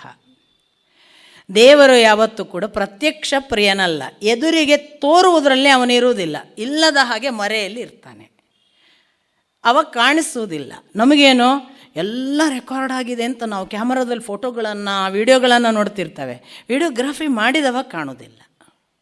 ಸೇಮ್ ಜಗತ್ತಿನ ಚಿತ್ರ ನೋಡ್ತಾ ಇದ್ದೇವೆ, ಈ ಚಿತ್ರ ಮಾಡಿದವನು ಕಾಣಿಸೋದಿಲ್ಲ. ಆದ್ದರಿಂದ ಅವನು ಪರೋಕ್ಷ ಪ್ರಿಯ. ಆದ್ದರಿಂದ ನಾನು ಅವನನ್ನು ನೇರವಾಗಿ ನಿನಗೆ ವಿವರಿಸಲಿಲ್ಲ ಅಂತೆಲ್ಲ ಹೇಳಿ ಕಥೆಯನ್ನು ಸ್ವಲ್ಪ ಸ್ಪಷ್ಟಪಡಿಸ್ತಾನೆ. ನಿಮಗೂ ಈಗ ಸುಮಾರು ಅರ್ಥ ಆಗಿರುತ್ತೆ, ಯಾಕಂದರೆ ಇಷ್ಟು ದಿವಸ ನೀವು ನಿವೃತ್ತಿ ಮಾರ್ಗದ ಪ್ರಕೃತಿ ತತ್ವದ ಪಾಠಗಳನ್ನು ಕೇಳಿದ್ದೀರಿ. ನಾರದರು ಹೇಳಿದ ಪುರಂಜನ ಮತ್ತು ಯಾರೂ ಅಲ್ಲ, ಪುರವನ್ನು ಸೃಷ್ಟಿಸಿಕೊಂಡು ಅದರಲ್ಲಿ ವಾಸ ಇರಬೇಕು ಅಂತ ಸಿದ್ಧ ಮಾಡಿದ ಈ ಜೀವ ಪುರಂಜನ ಈ ದೇಹವನ್ನು ತನ್ನದು ಅಂತ ಭಾವಿಸಿ ಅದರೊಳಗೆ ಹೋಗಿ ಕೂತ. ಇವನು ಹೀಗೆ ಕೂತ್ಕೊಳ್ಳುವಾಗ ಅವನ ಜೊತೆಗಿದ್ದ ಅವಿಜ್ಞಾತ ಅನ್ನೋದು ಅದೇ ನಾನು ಆಗದಿಂದ ನಿನ್ನೆಯಿಂದ ಹೇಳ್ತಾ ಇರೋದು. ಯಾವ ಚಿತ್ತದಲ್ಲಿ ಕ್ಷೇತ್ರಜ್ಞ ಅಂತ ಭಗವಂತ ಬಂದು ಕೂತಿರ್ತಾನೆ ಅವನು ನಮಗೆ ಗೊತ್ತೇ ಇಲ್ಲ. ಮುಂಡಕ ಉಪನಿಷತ್ತು ಪದೇ ಪದೇ ಹೇಳ್ತಲ್ಲ, 2 ಹಕ್ಕಿಗಳಿವೆ, ಒಂದು ತಿನ್ನುವುದರಲ್ಲಿ ಮಗ್ನವಾಗಿದೆ, ಒಂದು ನೋಡ್ತಾ ಇದೆ. ತಿನ್ನುವ ಹಕ್ಕಿಗೆ ನೋಡುವ ಹಕ್ಕಿಯ ಕಡೆಗೆ ಗಮನವೇ ಇಲ್ಲ, ನೋಡುವ ಹಕ್ಕಿ ಮಾತ್ರ ನಿರಂತರವಾಗಿ ನೋಡುವುದನ್ನು ನಿಲ್ಲಿಸಿಲ್ಲ. ಅದು ಒಂದು ದಿನ ಒಂದು ವೇಳೆ ತಿನ್ನುವ ಹಕ್ಕಿಯ ಕಡೆಗೆ ಈ ತಿನ್ನುವ ಹಕ್ಕಿ ತಾನು ತಿನ್ನುವುದನ್ನು ಬಿಟ್ಟು ಆ ಕಡೆಗೆ ನೋಡಿತು ಅಂತಾದರೆ, ಕಣ್ಣಿಗೆ ಕಣ್ಣು ಮಿಲನವಾದರೆ ಮತ್ತೆ ತಿನ್ನುವ ಕಡೆಗೆ ಅದು ಗಮನ ಕೊಡುವುದಿಲ್ಲ. ಇದೇ 2 ಹಕ್ಕಿಗಳು, ಇದೇ ಜೀವ. ಈ ಜೀವಾತ್ಮ ಮತ್ತು ಪರಮಾತ್ಮನ ಅಂಶ ಕ್ಷೇತ್ರಜ್ಞನಲ್ಲಿ ಇದೆಯಲ್ಲ, ಒಂದು ಸ್ತ್ರೀಯ ಚೈತನ್ಯ ಭಾಗ, ಇನ್ನೊಂದು ಪುರುಷ ಭಾಗ. ಆ ಜೀವ ಅಂಶವನ್ನು ಅವನು ಉಲ್ಲೇಖ ಮಾಡ್ತಿದ್ದಾರೆ. ಅವಿಜ್ಞಾತ, ಅವನು ಅವಿಜ್ಞಾತ. ವಿಜ್ಞಾತ ಅಂದರೆ ಗೊತ್ತಿರುವವನು, ಅವಿಜ್ಞಾತ ಅಂದರೆ ಗೊತ್ತಿಲ್ಲ, ನಮಗೆ ಗೊತ್ತಿಲ್ಲ. ಅವನಿಗೆ ಎದುರಾಯಿತಲ್ಲ ಒಂದು ಹೆಣ್ಣು, ಬುದ್ಧಿ ಅಥವಾ ಅವಿದ್ಯೆ ಅಂತ ಅದನ್ನು ಅವರು ನಾರದರು ಉಲ್ಲೇಖ ಮಾಡ್ತಾರೆ. ನಮಗೆಲ್ಲರಿಗೂ ಕೂಡ ನಾನು ಅನ್ನುವ ಗರ್ವ ಬರುವುದು, ನಾನು ಹೇಳಿದ ಹಾಗೆ ನಡಿಬೇಕು ಅನ್ನೋದು, ಅಹಂಕರ್ತ ಅನ್ನುವ ಭಾವ ಬರುವುದು ಎಲ್ಲವೂ ಬುದ್ಧಿಯ ಒಂದು ಪ್ರಚೋದನೆಯಿಂದ. ಅಲ್ಲಿವರೆಗೆ ಬುದ್ಧಿ ಪ್ರಚೋದನೆ ಆಗದವರೆಗೆ ನಾವು ಮಗುವಿನ ಹಾಗೆ ಇರ್ತೀವಿ. ಮಕ್ಕಳ ಜೊತೆಗೆ ನಾವು ಹೇಗೆ ಅಮ್ಮ ಅಮ್ಮ ಅಂತ ಹೇಳ್ಕೊಂಡಿರ್ತೀವಲ್ಲ ಹಾಗೆ ಇರ್ತೀವಿ. ಅಮ್ಮ ಹೇಳಿದ್ದೇ ಸತ್ಯ, ಬುದ್ಧಿ ಬಂದರೆ ನನಗೆ ಬುದ್ಧಿ ಬಂದೆ ನೀನೇನು ಹೇಳೋದು ಅಂತ ನಾನು ನಿನ್ನೆ ದಿನ ಹೇಳಿದ್ನಲ್ಲ, ಆ ಸ್ಥಿತಿ. ಅದು ನೋಡಿ, ಇನ್ವರ್ಟೆಡ್ ಕೊಮಾಸಲ್ಲಿ ಬುದ್ಧಿಜೀವಿಗಳು ಅಂತ ಬರೆದುಕೊಂಡವರು ಇನ್ವರ್ಟೆಡ್ ಕೊಮಾಸಲ್ಲಿ ಹಾಕಬೇಕು, ಬುದ್ಧಿ ಅಂದರೆ ಅವಿದ್ಯೆ. ನಾನು ಹೇಳಲಿಲ್ಲ, ಬುದ್ಧಿಗೆ ಇರುವ ವ್ಯಾಖ್ಯಾನ. ಬುದ್ಧಿ ಆಚೆಗೊಂದಿದೆ. ಅದಕ್ಕೇನೆ ಕೃಷ್ಣ ಭಗವದ್ಗೀತೆಯಲ್ಲಿ ಒಂದು ಕಡೆ ಹೇಳ್ತಾನೆ ನೋಡು, ಮನಸ್ಸಿಗಿಂತ ಮೊದಲಿಂದ ಹೇಳ್ತಾನೆ, ಶರೀರಕ್ಕೆ ಇಂದ್ರಿಯಗಳು ದೊಡ್ಡದು, ಇಂದ್ರಿಯಕ್ಕೆ ಮನಸ್ಸು ದೊಡ್ಡದು, ಮನಸ್ಸಿಗೆ ಬುದ್ಧಿ ದೊಡ್ಡದು, ಬುದ್ಧಿ ಆಚೆಗೆ ಭಗವಂತನಿದ್ದಾನೆ, ಬುದ್ಧಿಯ ಆಚೆಗಿನ ಭಗವಂತನಿಗೆ ಬುದ್ಧಿಯೂ ಸಣ್ಣದು, ಬುದ್ಧಿಯ ಆಚೆಗೆ ನಡೆಯುವವರೆಗೆ ನಾನು ನಿನಗೆ ಲಭ್ಯನಾಗುವುದಿಲ್ಲ. ಯಾಕೆಂದರೆ ಈ ಬುದ್ಧಿಯೆಲ್ಲ ನನ್ನ ಪ್ರಜ್ಞೆ ನನ್ನಿಂದ ಅನ್ನುವ ಒಂದು ಸಣ್ಣತನವನ್ನು ಲಿಮಿಟೇಷನ್ ಮಾಡ್ತಾರೆ. ಈ ಬುದ್ಧಿ ಆಚೆಗೆ, ಅವಿದ್ಯೆ ಆಚೆಗೆ ವಿದ್ಯೆ ಇದೆ. ಅದು ಪ್ರಕೃತಿ ಆಚೆಗೆ ಹೋಗುವ ಒಂದು ಅರವಿಂದರ ಥಿಯರಿ ಇದೆ. ಅದನ್ನೆಲ್ಲ ನಾನು ವಿಸ್ತಾರವಾಗಿ ಹೇಳೋಕ್ಕಾಗಲ್ಲ. ಹೇಗೆ ಇದೆಲ್ಲ ಅವಿದ್ಯೆ, ಇದರ ಆಚೆಗೆ ಹೋಗುವ ವಿದ್ಯೆ ಹೇಗೆ, ಅರವಿಂದರ ಯೋಗಶಾಸ್ತ್ರವನ್ನು ಗಮನಿಸಿದರೆ ನಿಮಗೆ ಗೊತ್ತಾಗುತ್ತೆ. ಸೊ ಇದು ಅವಿದ್ಯೆ.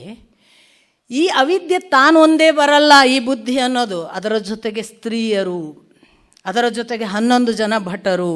ಏನದು 11 ಜನ ಭಟರು ಅಂದರೆ ಪಂಚ ಇಂದ್ರಿಯಗಳು 5, ಪಂಚ ಕರ್ಮೇಂದ್ರಿಯಗಳು 5, 10, ಮನಸ್ಸು ಸೇರಿ 11. ಮತ್ತು ಸ್ತ್ರೀಯರು 5 ಜನ ಅಥವಾ ಎಷ್ಟೋ ಇದ್ದಾರೆ, ಅವರು ಪಂಚ ತನ್ಮಾತ್ರೆಗಳು. ಆಕರ್ಷಣೆಯನ್ನು ಉಂಟು ಮಾಡುವುದಕ್ಕೆ ಇಂದ್ರಿಯಗಳಿಗಿರುವಂತಹ ತನ್ಮಾತ್ರೆಗಳು, ಶಬ್ದ, ರೂಪ, ಸ್ಪರ್ಶ, ಗಂಧ, ಇದನ್ನು ನೀವು ನಿನ್ನೆ ದಿನ ಕೇಳಿದ್ದೀರಿ. ಸೊ ಇವೆಲ್ಲ ಇವೆ ಜೊತೆಗೆ ಅಷ್ಟು ಮಾತ್ರ ಇಲ್ಲ, ನಿರಂತರವಾಗಿ ನಮ್ಮ ಜೊತೆಗೆ 5 ಹೆಡೆಯ ಸರ್ಪ, ಪಂಚ ಪ್ರಾಣ, ಪಾನಾಪಾನ, ಪ್ರಾಣಾಪಾನ, ವ್ಯಾನ, ಉದಾನ, ಸಮಾನ, ಈ 5 ಪ್ರಾಣಗಳು ಪಂಚ ಹೆಡೆಯ ಸರ್ಪ. ಇದಿಷ್ಟು ಸೇರಿ ಒಬ್ಬ ಮನುಷ್ಯ ಪುರಂಜನ ಆಗ್ತಾನೆ. ಪುರಂಜನಿ ಒಳಗೆ ಇದ್ದಾಳೆ, ಇಬ್ಬರೂ ಇದ್ದಾರೆ, ಜನ ಮತ್ತು ಜನಿ, ಅಥವಾ ಜೀವಾತ್ಮ ಪರಮಾತ್ಮ. ಜೀವಾತ್ಮ ಅಂದರೆ ಅದೇ ಮತ್ತೆ ಚೈತನ್ಯ ಭಾಗ. ಈ ಜೀವಾತ್ಮ ಪರಮಾತ್ಮನ ಒಟ್ಟು ಭಾಗದಲ್ಲಿ ನೀನಿದ್ದಿ. ನಿನಗೆ ಮೈ ಮರೆತು ಹೋಗಿತ್ತು, ನೀನು ಮತ್ತೆ ಹುಟ್ಟುವ ಅಪೇಕ್ಷೆಯಿಂದ ಆ ಸ್ತ್ರೀಯನ್ನು ನೆನೆದೆ, ಅಥವಾ ಬುದ್ಧಿಗೇ ಶರಣಾದಿ. ಆ ಬುದ್ಧಿಯನ್ನು ಅವಿದ್ಯೆಯಲ್ಲೇ ಇದ್ದದ್ರಿಂದ ಮತ್ತೆ ಹುಟ್ಟು ಸಾವು. ಅವಿದ್ಯೆಯನ್ನು ಗೆದ್ದರೆ ಹಂಸ ಅನ್ನೋದು ಗೊತ್ತಾಗುತ್ತೆ. ಹಾಗಾಗಿ ಇಡೀ ಲೋಕ ಒಂದು ಪರ್ವತ, ಅದರ ಮೇಲೊಂದು ಅರಗಿನ ಕಂಬ. ಅಲ್ಲಮನ ವಚನ, ಲೋಕವೆಂಬ ಪರ್ವತದೊಳಗೊಂದು ಅರಗಿನ ಕಂಬ, ಮೇಲೆ ಹಂಸ. ಲೋಕ ಸುಟ್ಟು ಅರಗು ಸುಟ್ಟು ಹಂಸ ಹಾರಿತ್ತು ನೋಡ ಗುಹೇಶ್ವರ.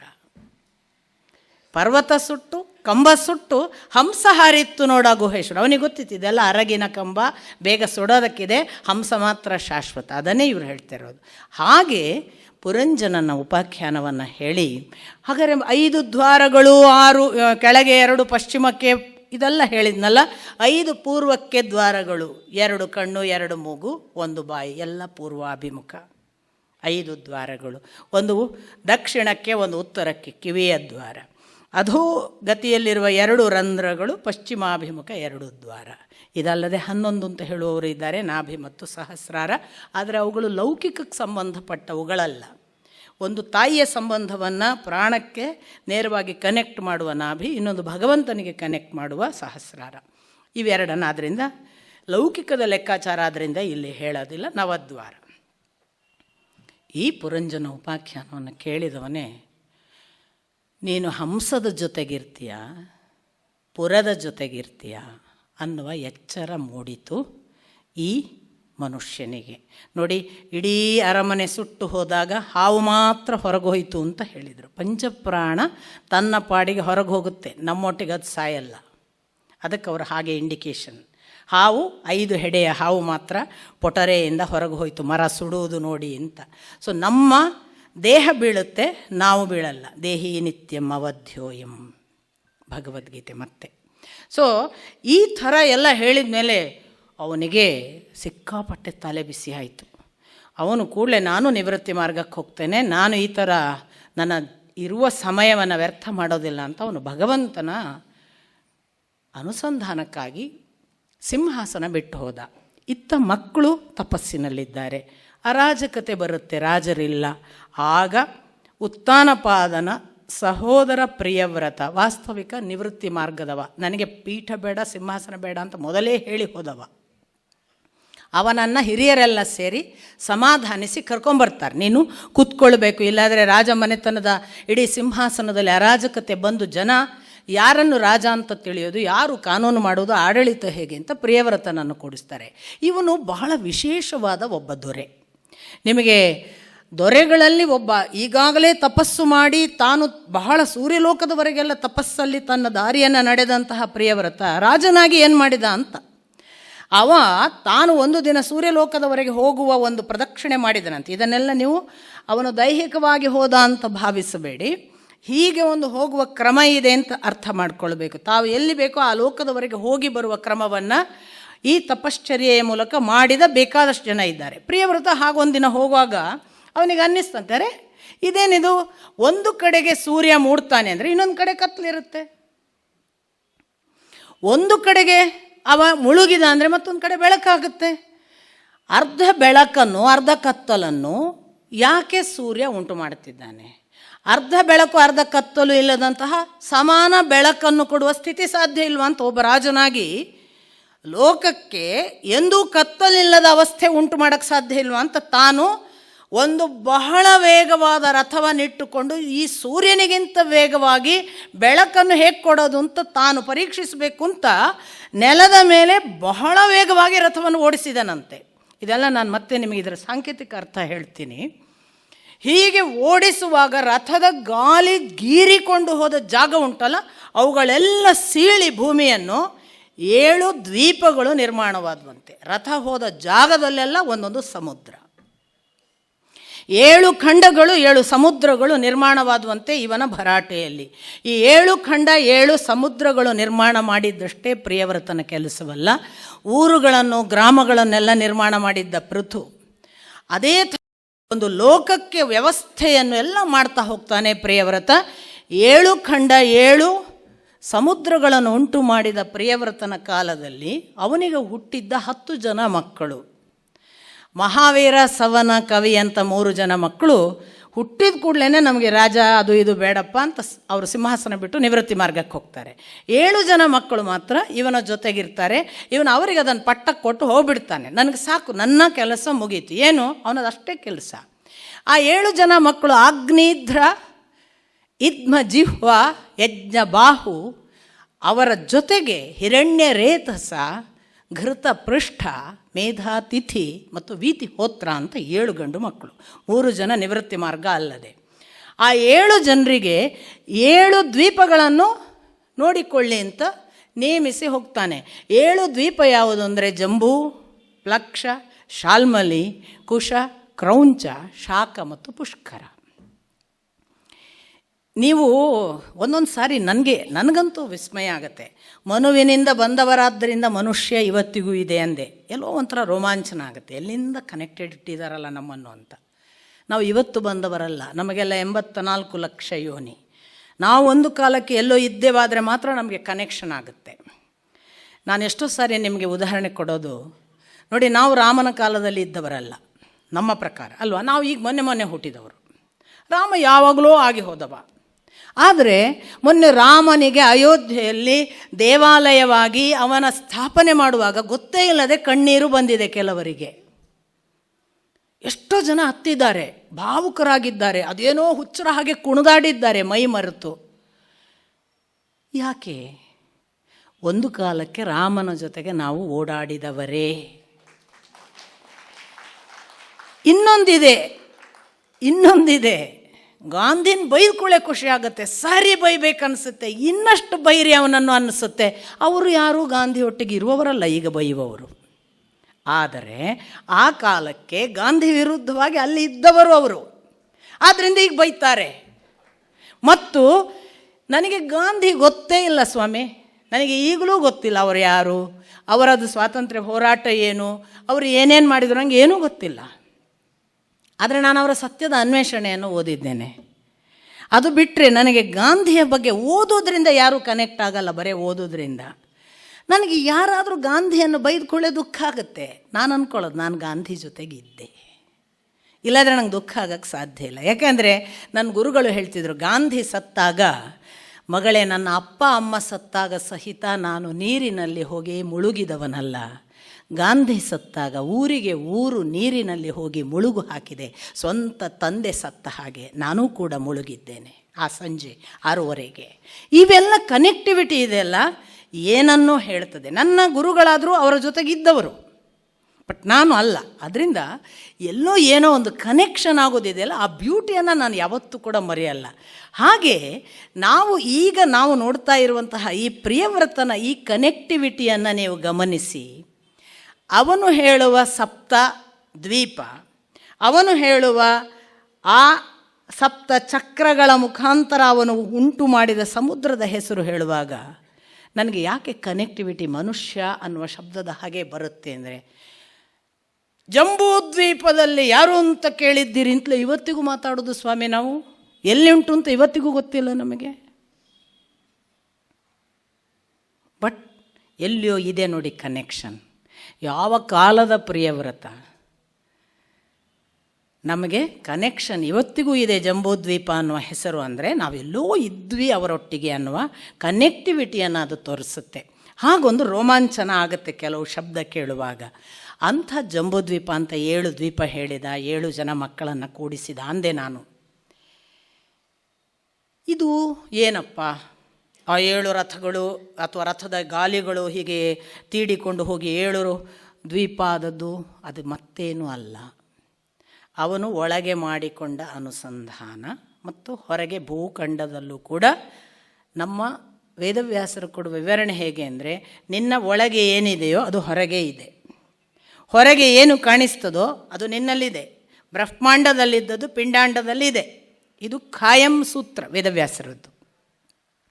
ಈ 7 ದ್ವೀಪವೇ ನಾವು ಹೇಳುವ 7 ಚಕ್ರಗಳು.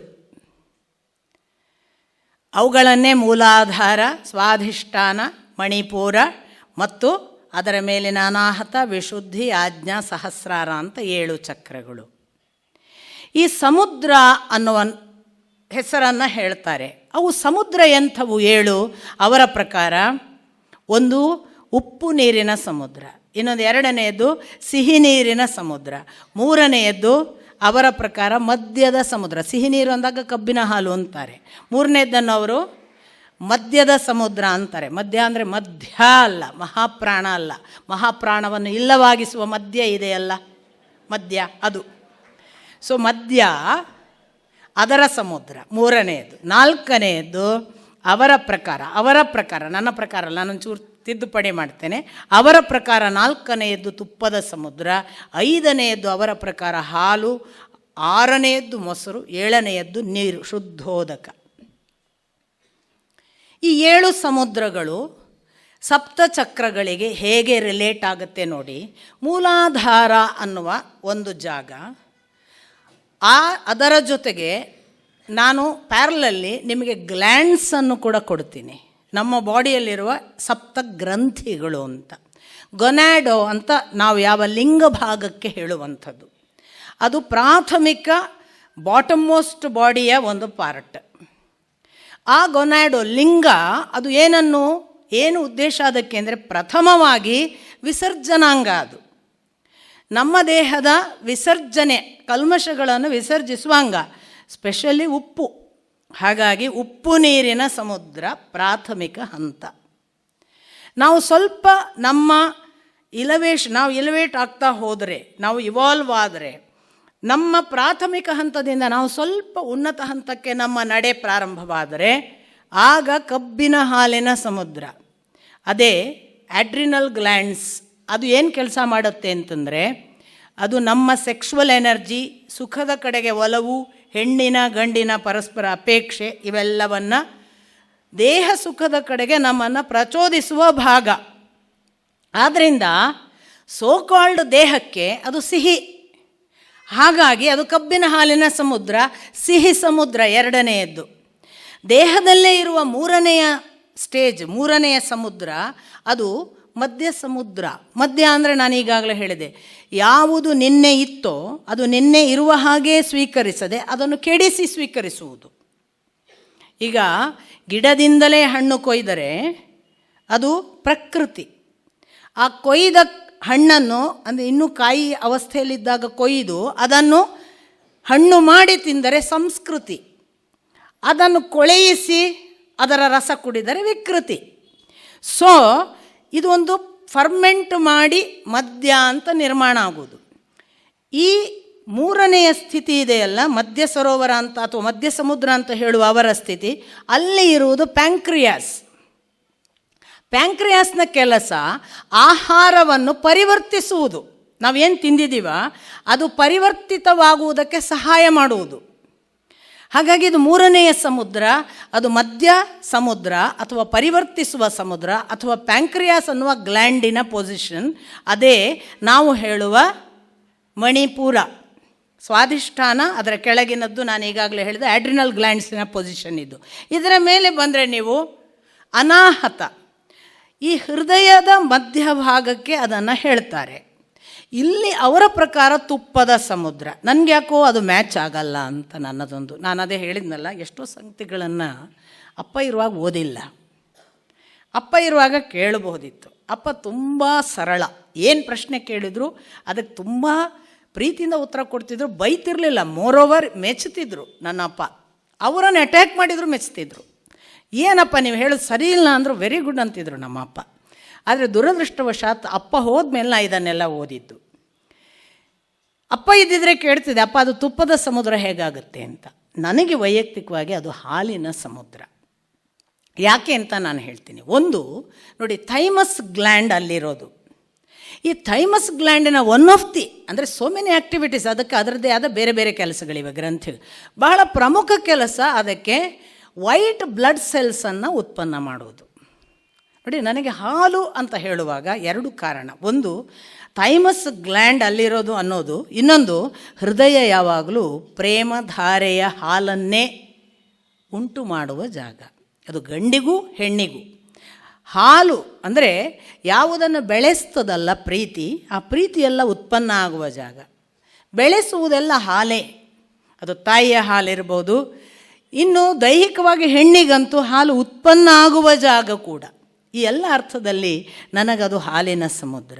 ಇನ್ನು ವಿಶುದ್ಧಿ ಚಕ್ರಕ್ಕೆ ಬಂದಾಗ ಅವರ ಪ್ರಕಾರ ಅದು ಹಾಲು.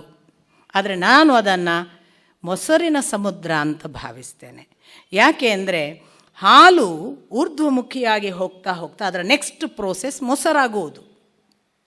ಯಾಕೆ ಅದು ಮೊಸರಾಗುವುದೇ ಅದರ ನೆಕ್ಸ್ಟ್ ಸ್ಟೇಜ್ ಅನ್ನೋದಕ್ಕೆ ಇನ್ನೊಂದು ನನಗೆ ಸಿಕ್ಕುವ ಆಧಾರ, ಥೈರಾಯ್ಡ್ ಎರಡು ಡ್ಯುವ್ಯಾಲಿಟಿಗಳ ಸಮತೋಲನವನ್ನು ಕಾಪಾಡುವ ಒಂದು ಗ್ರಂಥಿ. ನಾವು ಹೈಪೋನೂ ಆಗದ ಹಾಗೆ ಹೈಪರೂ ಆಗದ ಹಾಗೆ ನೋಡಿಕೊಳ್ಳುವ ಒಂದು ದ್ವಂದ್ವವನ್ನು ಹತೋಟಿಯಲ್ಲಿಟ್ಟುಕೊಳ್ಳುವ ಗ್ರಂಥಿ. ನೋಡಿ, ದ್ವಂದ್ವ.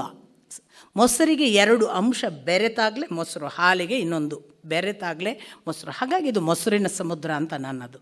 ಇದರ ಮೇಲೆ ಬಂದಾಗ, ವಿಶುದ್ಧಿ ಚಕ್ರಕ್ಕೆ ಬಂದಾಗ ಅದು ತುಪ್ಪ.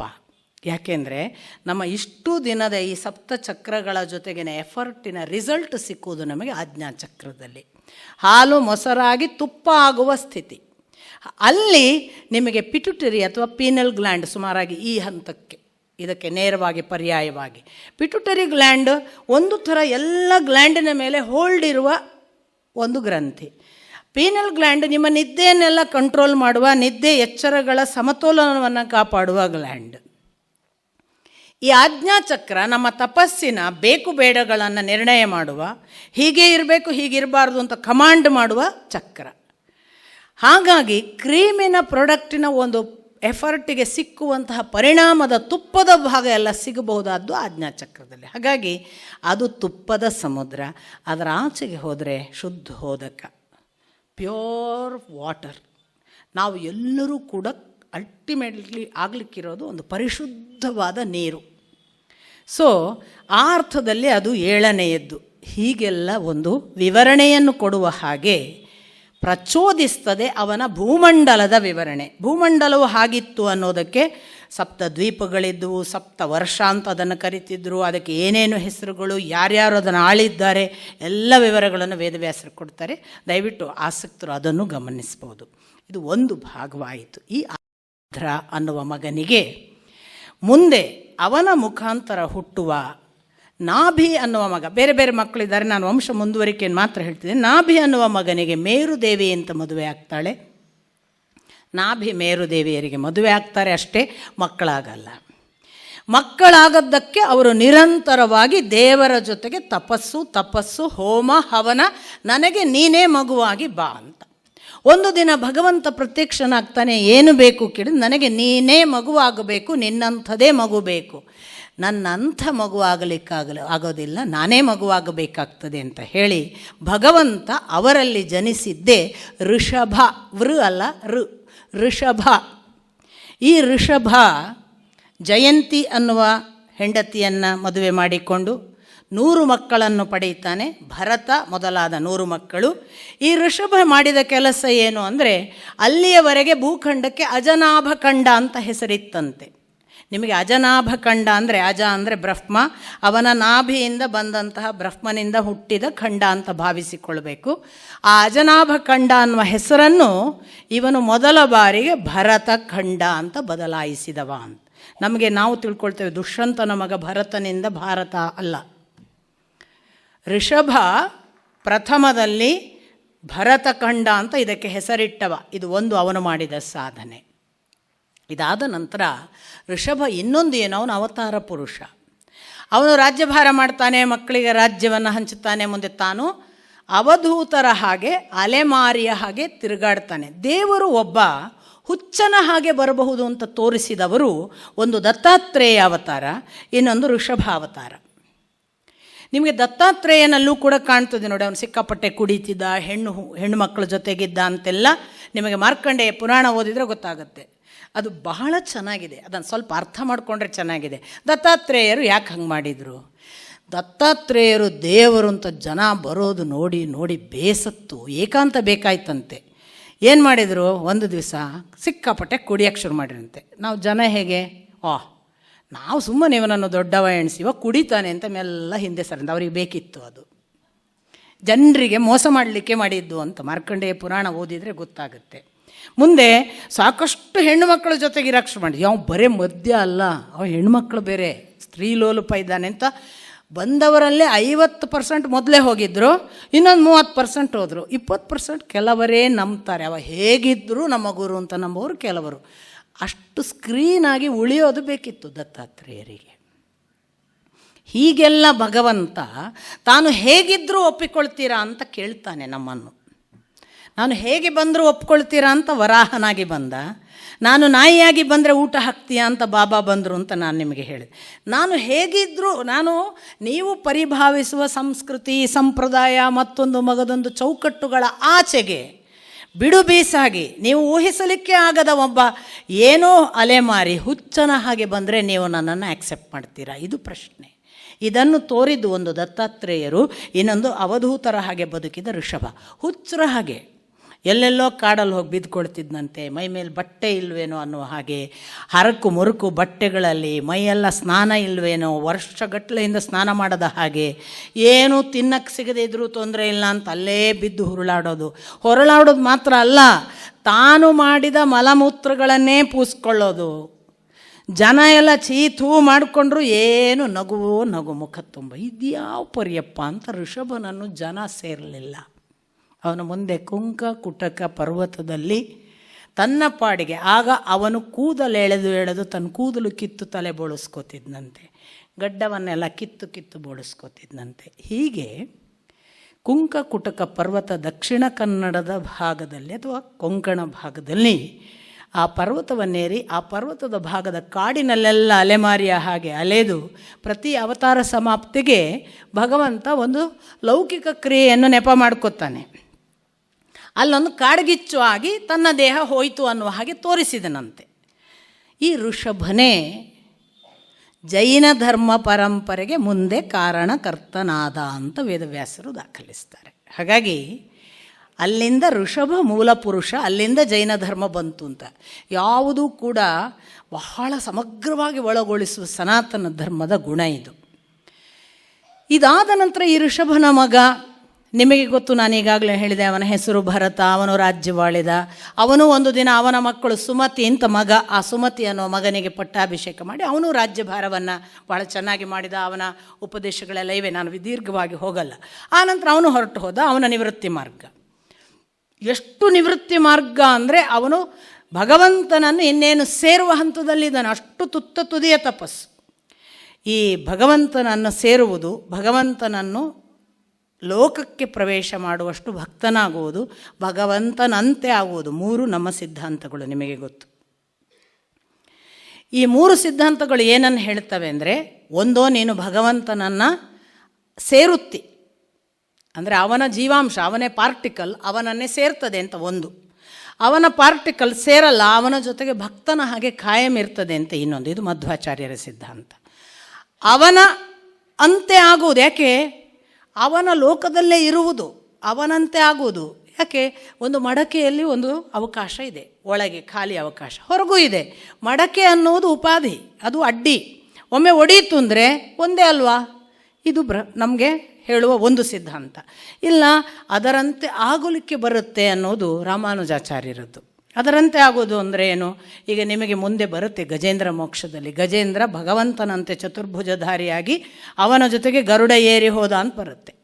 ಅವನಂತೆ ಆಗುವ ಒಂದು, ಇದು 3 ಕೂಡ ಕೃಷ್ಣ ಭಗವದ್ಗೀತೆಯಲ್ಲಿ ಹೇಳ್ತಾನೆ.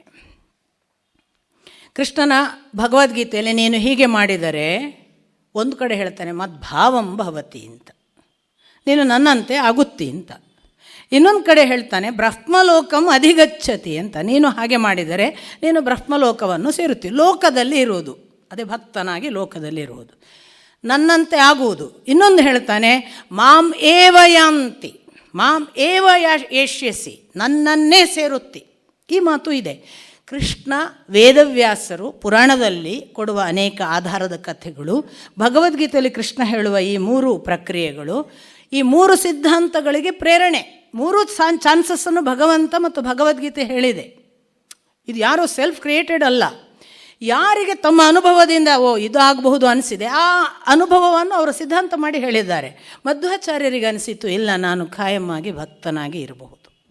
ಅವರ ಅನುಭವ ಪ್ರಮಾಣವೂ ಬೇಕು ಅನುಭವಕ್ಕೆ. ಆ ಪ್ರಮಾಣಗಳನ್ನು ಇಟ್ಟು ಹೇಳುತ್ತಾರೆ.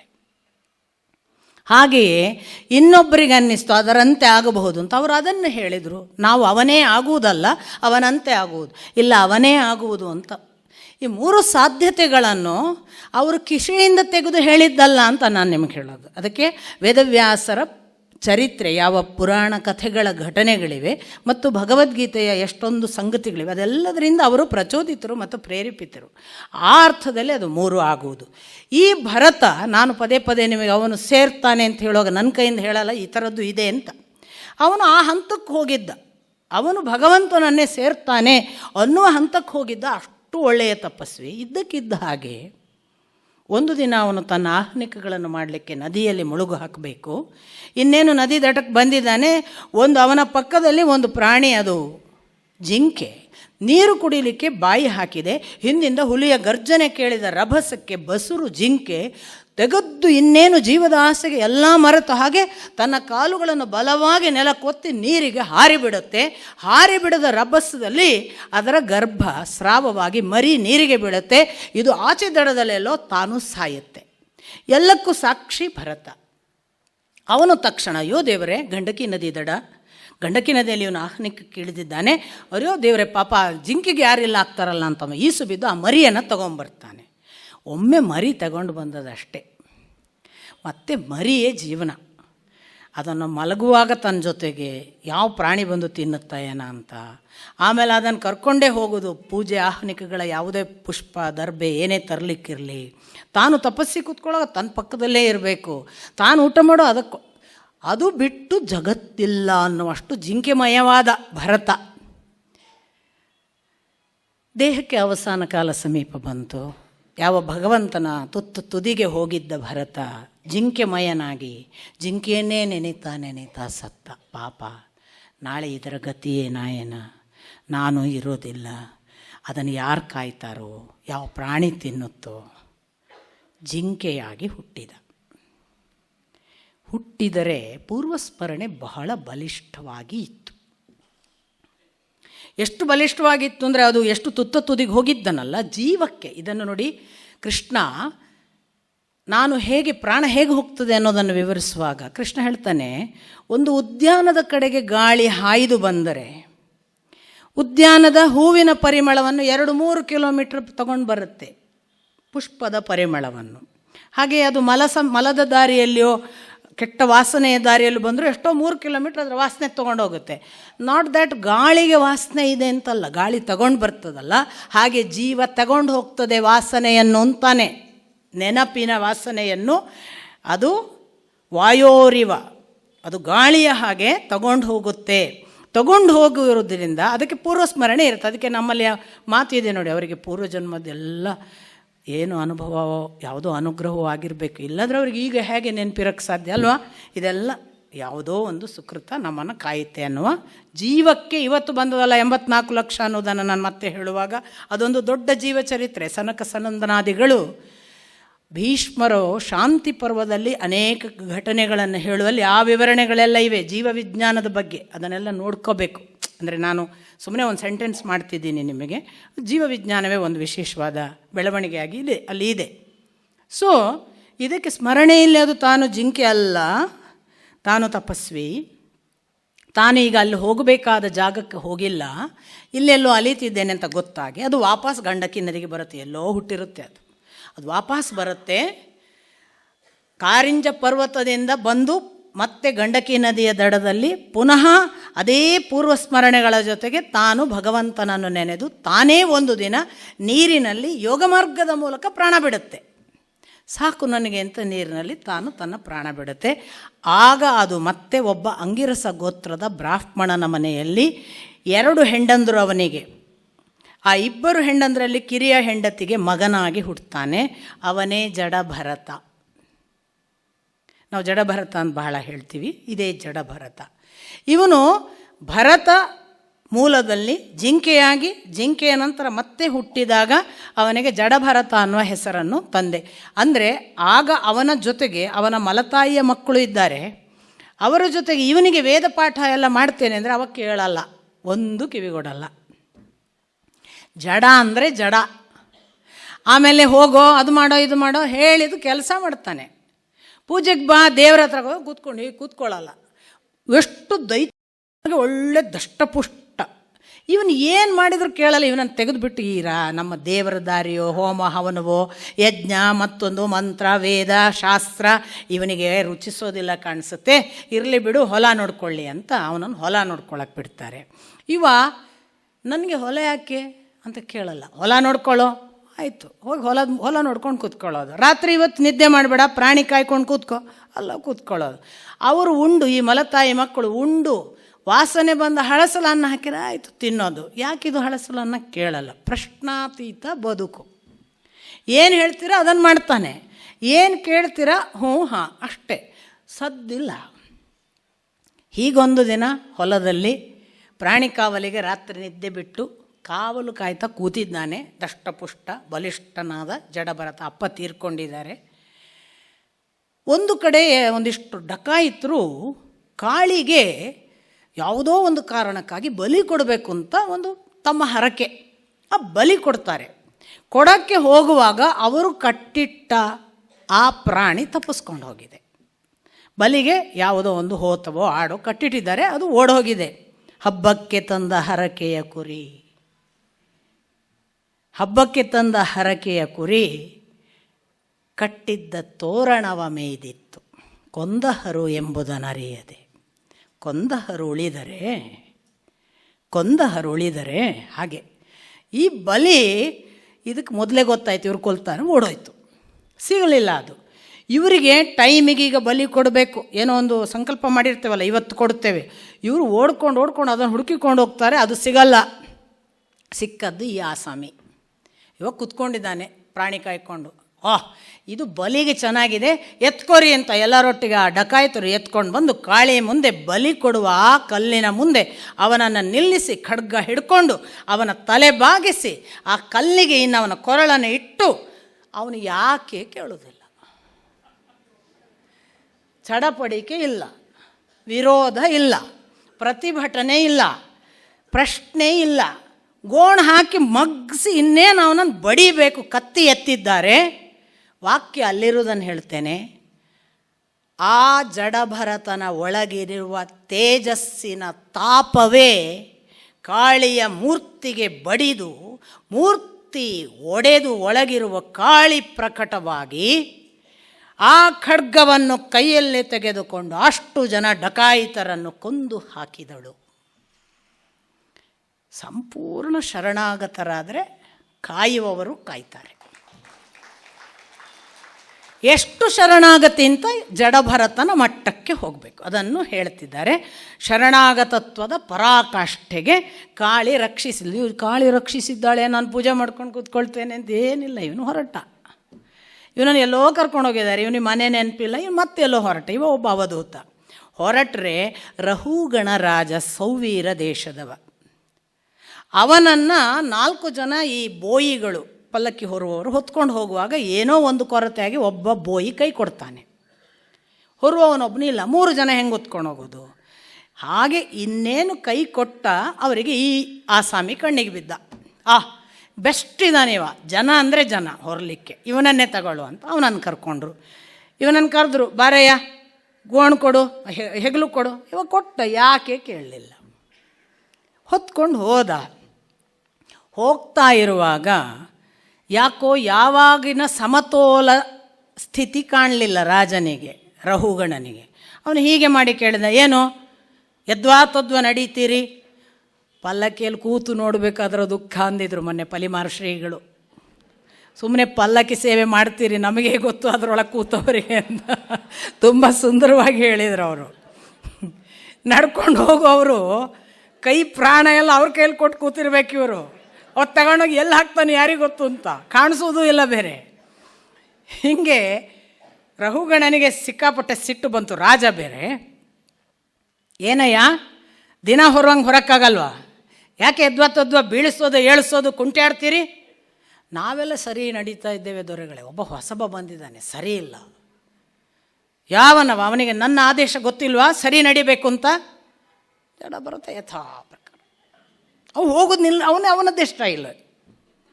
ಹೀಗೆ ಹೋಗುವಾಗ ರಹುಗಣನಿಗೆ ತುಂಬ ಸಿಟ್ಟು ಬರುತ್ತೆ.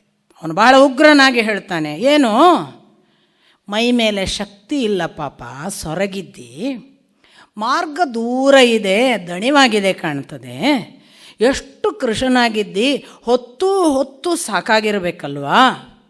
ಉತ್ತರ ಇಲ್ಲ ಯಥಾ ಪ್ರಕಾರ. ಸಿಟ್ಟು ಬಂತು. ನಿನಗೆ ಹೇಳ್ತಿದ್ದೇನೆ, ನನ್ನ ಪ್ರಶ್ನೆಗೆ ಉತ್ತರ ಕೊಡು.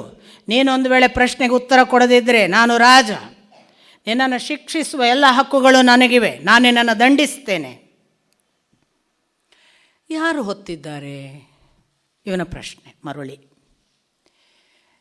ನೀನು ಯಾರು?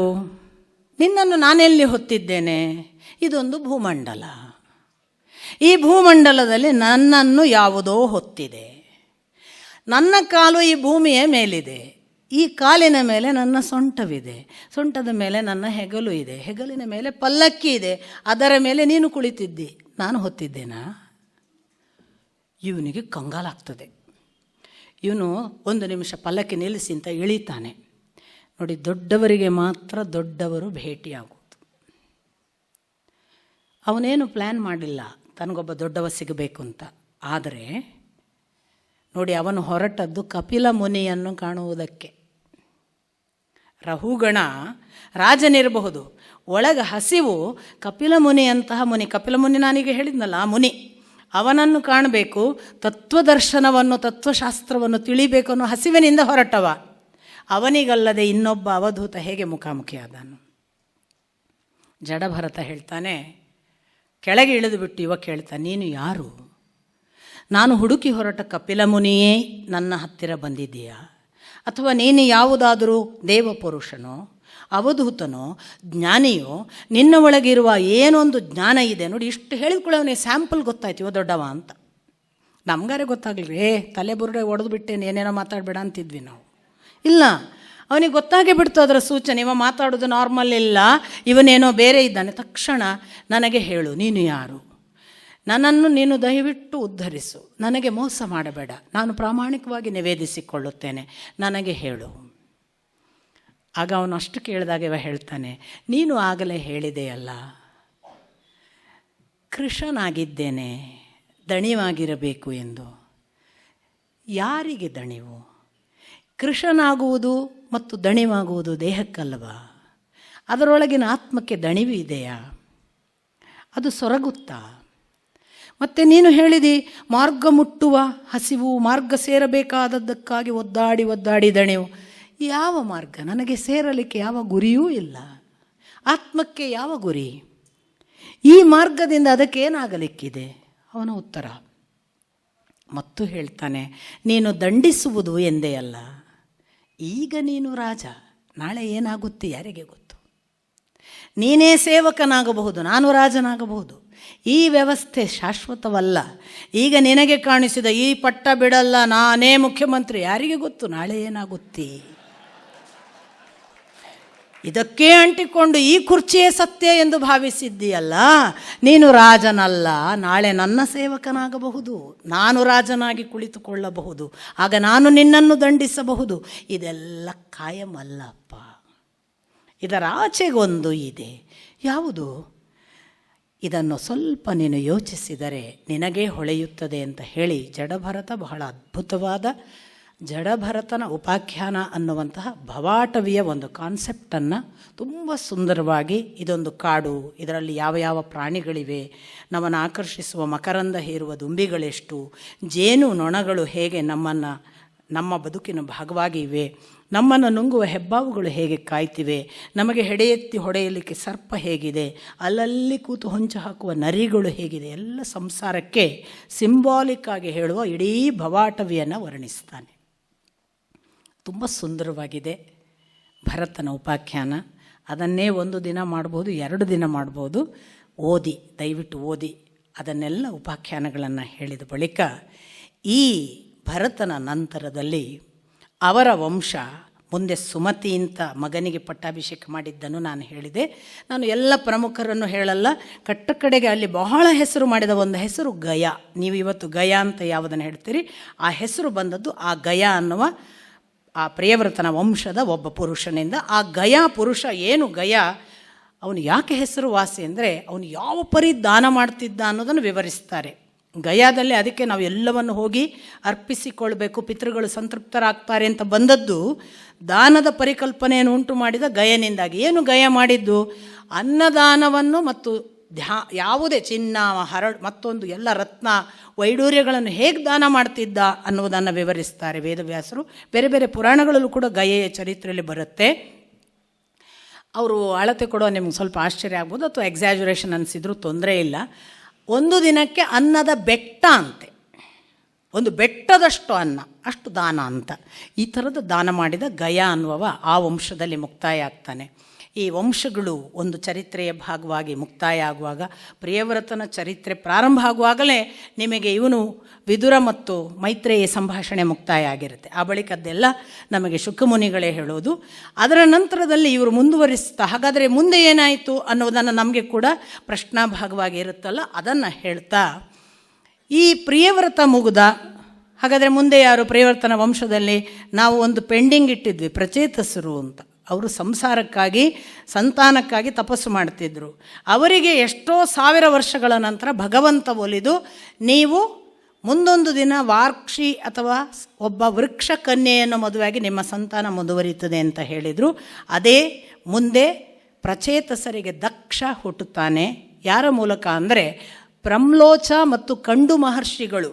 ಪ್ರಮ್ಲೋಚ ಒಬ್ಬಳು ಅಪ್ಸರೆ, ಕಂಡು ಮಹರ್ಷಿಗಳೊಬ್ಬರು ತಪಸ್ವಿ. ಅವರಿಗೆ ಒಂದು ಮಗು ಆಗುತ್ತೆ ಅವರು ತಮ್ಮ ತಪಸ್ಸಿನ ಕಾಲದಲ್ಲಿ. ಆ ಮಗುವನ್ನು ಅವರಿಬ್ಬರು ಕೂಡ ನೋಡಿಕೊಳ್ಳದೆ ಬಿಟ್ಟು ಹೋಗ್ತಾರೆ. ಆ ಬಿಟ್ಟು ಹೋದ ಮಗುವನ್ನು ವೃಕ್ಷಗಳು ಸಾಕ್ತವೆ, ಗಿಡ ಮರಗಳು ಸಾಕ್ತವೆ. ಅದಕ್ಕೆ ವಾರ್ಕ್ಷಿ ಅಂತ ಹೆಸರು. ವೃಕ್ಷಗಳು ಸಾಕಿದ್ದರಿಂದ ವಾರ್ಕ್ಷಿ ಅಂತ ಹೆಸರು. ಸಂಸ್ಕೃತದಲ್ಲಿ ಧೃತರಾಷ್ಟ್ರನಿಗೆ ಸಂಬಂಧಪಟ್ಟದ್ದು ಧಾರ್ತರಾಷ್ಟ್ರ, ಗಂಗೆಗೆ ಸಂಬಂಧಪಟ್ಟದ್ದು ಗಾಂಗೇಯ, ಶಕುಂತಲೆಗೆ ಸಂಬಂಧಪಟ್ಟದ್ದು ಶಾಕುಂತಲ, ಹಾಗೆ ವೃಕ್ಷಕ್ಕೆ ಸಂಬಂಧಪಟ್ಟದ್ದು ವಾರ್ಕ್ಷಿ. ಇದು ಅದರ ಒಂದು ಲೆಕ್ಕಾಚಾರ. ಸೊ ಅದು ಹೆಸರು ಅಂತಲ್ಲ, ವೃಕ್ಷ ಸಂಬಂಧಿ ಮಗು. ಈ ವಾರ್ಕ್ಷಿಯನ್ನು ಮದುವೆಯಾಗಿ ಅವನಿಗೆ 60 ಹೆಣ್ಣು ಮಕ್ಕಳು, ಮೊದಲು 10,000 ಗಂಡು ಮಕ್ಕಳು, ಆ ಬಳಿಕ 1,000 ಗಂಡು ಮಕ್ಕಳು. ಅದು ಶಬಲಾಶ್ವ ಹರಿಯಶ್ವ ಅಂತ. 10,000 ಹರಿಯಶ್ವರನ್ನು, 1,000 ಶಬಲಾಶ್ವರನ್ನು ನಾರದರು ಬುದ್ಧಿವಾದ ಮಾಡಿ ಸಂತಾನ ಮಾಡಿಬಿಡಿ, ಪ್ರವೃತ್ತಿ ಬಿಡಿ, ನಿವೃತ್ತಿ ಮಾರ್ಗಕ್ಕೆ ಹೋಗಿ ಅಂತ ವೈರಾಗ್ಯಕ್ಕೆ ಕಳಿಸಿಬಿಡ್ತಾರೆ. ದಕ್ಷ ಅವರಿಗೆ ಶಾಪ ಕೊಡ್ತಾನೆ ನಾರದರಿಗೆ, ನಿಮಗೆ ನೆಲೆ ನಿಲ್ಲದೆ ತಿರುಗಾಡುವ ಹಾಗಾಗಲಿ ಅಂತ, ಜರೆ ಕೊಟ್ಟ ಹಾಗೆ. ಮತ್ತೆ ಐನ್ಸ್ಟೈನ್ನ ಕಾಲ ಗೆದ್ದರು ಇವರು. ಸೊ ಶಾಪ ಆದ ನಂತರ ಹುಟ್ಟುವ 60 ಹೆಣ್ಣು ಮಕ್ಕಳನ್ನು ಮುಂದೆ ಧರ್ಮನಿಗೆ 30 ಹೆಣ್ಣುಮಕ್ಕಳು, 27 ಚಂದ್ರನಿಗೆ, ಹೀಗೆ ಎಲ್ಲ ಅಲ್ಲೊಂದು ವಂಶ ಪರಂಪರೆ ಲೆಕ್ಕ ಬರುತ್ತೆ. ನಾನು ಅದನ್ನು ಅಲ್ಲಿಗೆ ನಿಲ್ಲಿಸಿ ಮುಂದಿನ ಭಾಗ ಇಷ್ಟು ಹೇಳುವಾಗ,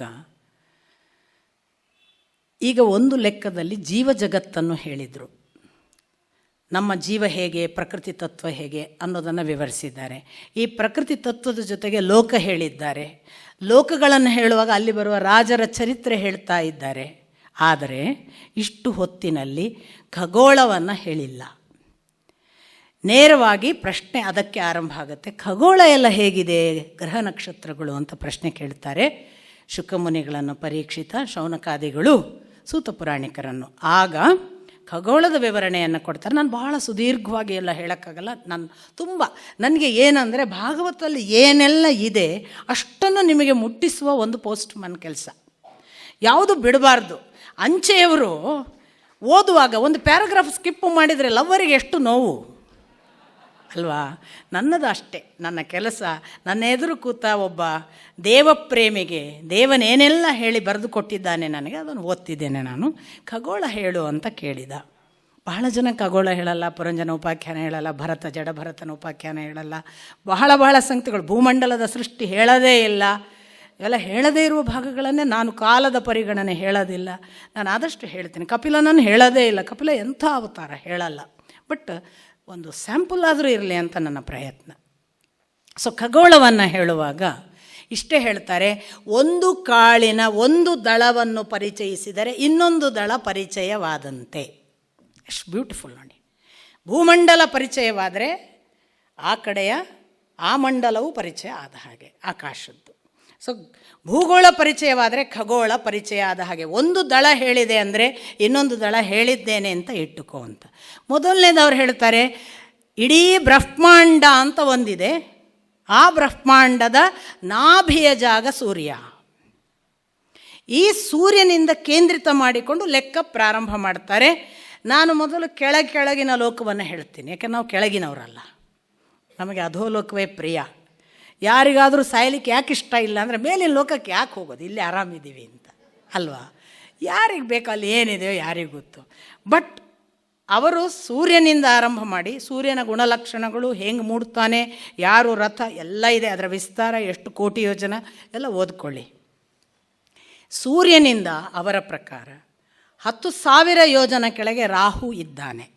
ಈ ರಾಹು ಯಾರು ನಿಮಗೆ ಮುಂದೆ ಸಮುದ್ರ ಮಂಥನದಲ್ಲಿ ಗೊತ್ತಾಗುತ್ತೆ. ಕಲ್ಪನೆಯನ್ನು ಕೂಡ ಎಷ್ಟು ಬ್ಯೂಟಿಫುಲ್ಲಾಗಿ ಮಾಡಬೇಕು ಅನ್ನೋದಕ್ಕೆ ರಾಹುವಿನ ಕಥೆಯನ್ನು ಓದಬೇಕು. ತುಂಬ ಸುಂದರವಾಗಿದೆ. ಇರಲಿ, ರಾಹು 10,000 ಯೋಜನೆ ಕೆಳಗಿದ್ದಾನೆ. ಆ 10,000 ಯೋಜನೆ ರಾಹುವಿನ ಕೆಳಗೆ ಅಂತರಿಕ್ಷವಿದೆ. ಅಂತರಿಕ್ಷದ 100 ಯೋಜನ ಕೆಳಗೆ ಭೂಮಿ ಇದೆ. ನೋಡಿ, ಈಗ ಒಂದು ಗಮನಿಸಬೇಕು, ಅಂತರಿಕ್ಷ ಅನ್ನೋದಕ್ಕೆ ಎಕ್ಸ್ಪ್ಲನೇಷನ್ ಕೊಡ್ತಾರೆ. ಏನು ಅಂತರಿಕ್ಷ ಅಂದರೆ, ಎಲ್ಲಿಗೆ ಮೋಡಗಳನ್ನು ಕಾಣುವ ಸ್ಥಿತಿ ಇದೆ, ಎಲ್ಲಿಯವರೆಗೆ ವಾಯು ಸಂಚಾರವಿದೆ, ಅದು ಅಂತರಿಕ್ಷ. ಅದರ ಆಚೆಗೆ ಹೋದರೆ ಅಲ್ಲ ಅಂತ ಒಂದು ಲೈನ್ ಹಾಕಿ ಕೊಡ್ತಾರೆ ಅಂತ, ಎಷ್ಟು ಕ್ಲಿಯರ್ ಕಟ್ಟಾಗಿ. ಭೂಮಿ ಅಂತ ಹೇಳಿದರು 100 ಯೋಜನೆ. ಭೂಮಿಯ ಎಲ್ಲಿ ಅದರದ್ದೊಂದು ಬಾರ್ಡ್ರ್, ಕೆಳಗಿನ ಬಾರ್ಡ್ರಿಗೆ ನಾವು ಜಗಳಾಡ್ತೇವೆ, ಮೇಲಿನ ಬಾರ್ಡ್ರ್ ಎಲ್ಲಿ? ಬಹಳ ಚೆನ್ನಾಗಿ ಹೇಳ್ತಾರೆ. ಯಾವ ಪಕ್ಷಿಯ ಅಂದರೆ ಯಾವ ಗರುಡ ಹೈಯೆಸ್ಟ್ ಹಾರೋದು, ಯಾವ ಪಕ್ಷಿ ಇನ್ನು ಇದಕ್ಕಿಂತ ಮೇಲೆ ಹಾರುವುದಿಲ್ಲವೋ ಅಲ್ಲಿಗೆ ಭೂಮಿಯ ಎಲ್ಲೇ ಮುಗಿಯಿತು. ಏನು ಸುಂದರ ಎಕ್ಸ್ಪ್ಲನೇಷನ್. ಆಮೇಲೆ ಅದರ ಮೇಲೆ ಹಾರಿದರೆ ಅದು ಸಾಯುತ್ತೆ ಅಂತಾರೋ, ಕರೆಕ್ಟ್ ಅಲ್ವಾ? ಅದು ಇರಲ್ಲ ಆಮೇಲೆ. ಹಾಗಾಗಿ ಭೂಮಿಯಲ್ಲೇ ಗರುಡ ಹಾರುವ ಅದರ ಕಟ್ಟಕಡೆಯ ಹೈಟ್ ಉಂಟಲ್ಲ, ಅದು ಭೂಮಿಯ ಎಲ್ಲೇ. ಇನ್ನು ಕೆಳಗೆ ಬರುವಾಗ ಪ್ರತಿ 10,000 ಯೋಜನ ಭೂಮಿಯಿಂದ ಕೆಳಗೆ ಅತಲ, ವಿತಲ, ಸುತಲ, ತಲಾತಲ, ಮಹಾತಲ, ರಸಾತಲ ಮತ್ತು ಪಾತಾಳ. ಎಲ್ಲರಿಗೂ ಪಾತಾಳ ಗೊತ್ತು ನೋಡಿ. ಅದರ ಕೆಳಗೆ ಅವರ ಪ್ರಕಾರ 30,000 ಯೋಜನ ಕೆಳಗೆ ಹೋದರೆ ಆದಿಶೇಷ ಸಂಕರ್ಷಣನ ಲೋಕ. ಈ ಆದಿಶೇಷ, ಅಲ್ಲಿ ನಾಗ ಇದ್ದಾನೆ, ನಾಗನ ಮೇಲೆ ಸಂಕರ್ಷಣ, ಇದೆಂಥದ್ರಿ ಅಂತ ನಮ್ಮ ಅಪ್ಪ ಬಹಳ ಚಂದ ಹೇಳೋದುಂಟು. ನಿಮಗೆ ಶಾಲೆಯಲ್ಲಿ ಮಕ್ಕಳಿಗೆ ಎಲ್ಲರಿಗೂ ಪಾಠ ಮಾಡಲಿಲ್ವಾ? ಎಲ್ಲ ಕಳೆದಾಗ ಉಳಿಯುವುದು ಶೇಷ. ನೀವು ಅದನ್ನು ನಾಗನಿಗೆ ಯಾಕೆ ಕಂಪೇರ್ ಮಾಡ್ತೀರಪ್ಪ, ಅದು ನಾಗ ಅಲ್ಲ ಅಂತ ಅಪ್ಪ ಬಹಳ ಚಂದ ಹೇಳ್ತಾರೆ. ಸುಮ್ಮನೆ ನಿಮ್ಗೆ ಒಂದೇ ಕಲ್ಪನೆ ಬರುತ್ತೆ. ಯಾಕೆ? ಅವರ ಅದಕ್ಕೆ ಗುಹ್ಯ ಭಾಷೆ, ಸಮಾಧಿ ಭಾಷೆ, ದರ್ಶನ ಭಾಷೆ, 3 ಬೇರೆ ಬೇರೆ. ನಮಗೆ ಗೊತ್ತಲ್ಲ, ಭಾರಿ ಬುದ್ಧಿಜೀವಿಗಳಿಗೆಲ್ಲ, ವಿಮರ್ಶಕರಿಗೆಲ್ಲರಿಗೂ ಗೊತ್ತು. ಕಾವ್ಯಕ್ಕೆ ಒಂದು ವಾಚ್ಯಾರ್ಥ, ಇನ್ನೊಂದು ಲಕ್ಷಣಾರ್ಥ, ಇನ್ನೊಂದು ಭಾವಾರ್ಥ ಅಂತ 3 ಇದೆ ಅಂತ ಅಲ್ಲೆಲ್ಲ ಭಾರಿ ತಲೆ ಖರ್ಚು ಮಾಡ್ತಾರೆ ಅವರು ಬುದ್ಧಿಜೀವಿಗಳು. ಇದಕ್ಕಾಗುವಾಗ ಅದೇನ್ರಿ ಪುಡ್ಕೋಸಿ ಕತೆ, ಅದಕ್ಕೂ ಇದೆಯಪ್ಪ ಕಾವ್ಯಾರ್ಥ, ಅದಕ್ಕೂ ಲಕ್ಷಣಾರ್ಥ ಇದೆ, ಅದಕ್ಕೂ ಭಾವಾರ್ಥ ಇದೆ, ವಾಚ್ಯಾರ್ಥಕ್ಕೆ ನಿಲ್ಲಬಾರ್ದು. ಶೇಷ ಅಂದರೆ ಎಲ್ಲವೂ ಮುಳುಗಿ ಹೋದಾಗ ಒಬ್ಬ ಉಳಿಯುತ್ತಾನೆ.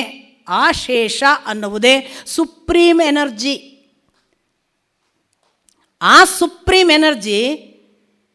ಎನರ್ಜಿಯೇ ಇದೆಲ್ಲವೂ ಹಾಗೆ ನಿಲ್ಲುವುದಕ್ಕೆ ಕಾರಣ ಅಂತ. ಅದು ಹೊತ್ತಿದೆ. ಸಮುದ್ರ ನೋಡಿ, ಸಮುದ್ರ ಘನ ಎಂಬೆನೆ ಧರೆಯ ಮೇಲಡಗಿತ್ತು, ಧರೆ ಘನ ಎಂಬೆನೆ ನಾಗೇಂದ್ರನ ಫಣಾಮಣಿಯ ಮೇಲಡಗಿತ್ತು. ಅಂಥ ನಾಗೇಂದ್ರನ ಘನ ಎಂಬೆನೆ ಪಾರ್ವತಿಯ ಕಿರು ಕುಣಿಕೆಯ ಮುದ್ರಿಕೆಯಾಯಿತು. ಅಂಥ ಪಾರ್ವತಿಯ ಘನ ಎಂಬೆನೆ ಈಶ್ವರನ ಅರ್ಧಾಂಗಿಯಾದಳು. ಅಂಥ ಈಶ್ವರನ ಘನ ಎಂಬೆನೆ ತನ್ನ ಭಕ್ತರ ಮನದ ಕೊನೆಯ ಮೊನೆಯ ಮೇಲಡಗಿದನು ಕೂಡಲ ಸಂಗಮ ದೇವ. ಈ ನಂಬಿಕೆ ಯಾವುದು? ಇದು ನಂಬಿಕೆಯ ಮೇಲೆ ನಿಂತಿದೆ. ಯಾವ ನಂಬಿಕೆ? ಇದನ್ನು ಸುಪ್ರೀಂ ಎನರ್ಜಿ ಹೊತ್ತಿದೆ. ಏನ್ರಿ ಬಸವಣ್ಣ ಹಿಂದೂ ಧರ್ಮದ್ದು ಸನಾತನ ಧರ್ಮದ್ದು ಹೇಳಲ್ಲ, ಹೇಳಿಬಿಟ್ಟಿದ್ದಾನಲ್ಲ, ನಾಗೇಂದ್ರನ ಫಣಾಮಣಿಯ ಮೇಲೆ ನಿಂದಿತ್ತು, ಆದಿಶೇಷ ಹೊತ್ತಿದ್ದಾನೆ ಅನ್ನುವುದು ಭಾರತೀಯ ಸನಾತನ ಪರಂಪರೆಯ ಮಾತು. ಯಾರು ಯಾರನ್ನು ವಿರೋಧಿಸಿಲ್ಲ. ನಮಗೆ ಏನು, ನಮ್ಮ ಪ್ರಾರಬ್ಧಕ್ಕೆ ನಮಗೆ ಏನು ರುಚಿ ಅಂದರೆ ಒಂದನ್ನೊಂದು ಒಡೆಯುವುದು, ಅವರಿಗೂ ನಮಗೂ ಭೇದ ತಂದು ಜಗಳ ಹಚ್ಚೋದು, ಬೆಂಕಿ ಹಚ್ಚೋದು ಎಷ್ಟು ಇಷ್ಟ ಸ್ವಾಮಿ ನಮಗೆ. ಎಲ್ಲಿ ಹೋಯಿತು ಒಂದಾಗಿರೋದು? ಯಾಕೆ ಬರಲ್ಲ? ಆದಷ್ಟು ಮನೆ ಒಡೆಯೋದು. ಮನೆ ಒಡಿಲಿಕ್ಕೆ ಸೀರಿಯಲ್ ಅನ್ನುವ ದೊಡ್ಡ ಅಸ್ತ್ರ ಬಿಟ್ಟುಬಿಟ್ಟಿದ್ದಾರೆ. ಸೀರಿಯಲ್ ಅನ್ನುವ ಅಸ್ತ್ರ ಇರೋದೇ ಅತ್ತೆ ಮೈದುನ ಇವರ ಜಗಳ ಒಡೆದು ಮನೆ ಸಂಸಾರ ಹಾಳು ಮಾಡಿ ನೋಡಲಿಕ್ಕೆ. ನಮ್ಮ ಮನೇಲಿ ಟಿ ವಿನೇ ಇಲ್ಲ, ನಮ್ಮ ಕಲ್ಲಹಳ್ಳಿ ಮನೆಯಲ್ಲೂ ಇಲ್ಲ. ನಾವು ತೆಗೆದುಬಿಟ್ಟಿದ್ವಿ, ಇವರಿಗೆಲ್ಲ ಗೊತ್ತು. ಯಾವತ್ತೂ ನಾವು ಟಿ ವಿ ತೋರಿಸಿಲ್ಲ ನಮ್ಮ ಮಕ್ಕಳಿಗೆ. ಒಂದೇ ಒಂದು ಮಕ್ಕಳಿಗೆ ಟಿ ವಿ ಸೀರಿಯಲ್ ಗೊತ್ತಿಲ್ಲ, ಹೆಸರು ಗೊತ್ತಿಲ್ಲ. ಆರಾಮಿದ್ದಾರೆ ನಮ್ಮ ಮಕ್ಕಳು. ನೀವು ಎಲ್ಲರೂ ಕೂಡ ಒಂದೊಂದು ನಾವು ಏನು ಮಾಡ್ಬೋದಾದಂದ್ರೆ ನಮ್ಮ ಮನೆಯ ಟಿ ವಿ ಒಡೆಯೋದು, ಅವರ ಸಾಯ್ಲಿ.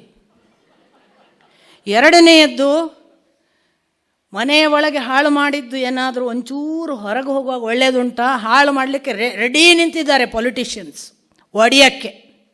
ಒಡೆಯ ಶಬ್ದದ ಅರ್ಥ ಒಡೆಯ, ಯಾರನ್ನು ಒಡೆಯದವ ಒಡೆಯ. ಇದು ಒಡೆಯುವವನೇ ಒಡೆಯ. ಈಗ ಜಾತಿ ಹೆಸರಲ್ಲಿ ಒಡೆಯೋದು, ಜಾತಿ ಗಣತಿ ಬರೀರಿ, ಬರ್ಸೋದು. ನಿಮಗೆ ಬೇಕಾ ಬೇಡ, ನಿಮ್ಮ ಹೆಸರು ಬರೆಯೋದಿದ್ರೆ ನಾಳೆ ಅದು ಎನ್ಕ್ವೈರಿ ಇದು ಎನ್ಕ್ವೈರಿ, ನಿಮಗೆ ಅದಾಗುತ್ತೆ ಇದಾಗುತ್ತೆ ಬೆದರಿಕೆ. ಸ್ವಾಮಿ, ಒಂದು ವೇಳೆ ನಮ್ಮ ಎಲ್ಲರ ಐಡೆಂಟಿಟಿ ಬರೆಸ್ಕೋತೀರಿ ಅಂತಾದರೆ, ನಮಗೆ ನಿಜಕ್ಕೂ ನೀವು ರಾಜಕೀಯವಾಗಿ ಸವಲತ್ತುಗಳನ್ನು, ಸಾಮಾಜಿಕವಾಗಿ ಒಳಿತನ್ನು, ಜಾಗತಿಕವಾಗಿ ನಮ್ಮ ಅಭಿವೃದ್ಧಿಯನ್ನು ನೀವು ಮಾಡ್ತೀರಿ ಅಂತಾದರೆ, ನಮ್ಮ ಆರ್ಥಿಕ ಅನುಕೂಲಗಳು ಏನು ಅಂತ ಬರೆಯಿಸಿ, ನಮಗೆ ಎಷ್ಟು ತಿಂಗಳಿಗೆ ಆದಾಯ ಬರೆಯಿಸಿ ಎಲ್ಲರಿಂದ. ಆ ಒಂದು ಅಳತೆ ಇಟ್ಕೊಳ್ಳಿ, ಆರ್ಥಿಕ ಅನುಕೂಲ ಇರುವ ಒಂದು ಗೆರೆ ಹಾಕಿಕೊಳ್ಳಿ. ಇದಕ್ಕಿಂತ ಕಡಿಮೆ ಆದಾಯ ಇದ್ದವನನ್ನು ಸರ್ಕಾರ ನೋಡಿಕೊಳ್ತದೆ ಅಂತ ಹೇಳಿ ಯಾವ ಜಾತಿಯಿಂದ ಯಾಕೆ ಅಳೀತೀರಿ?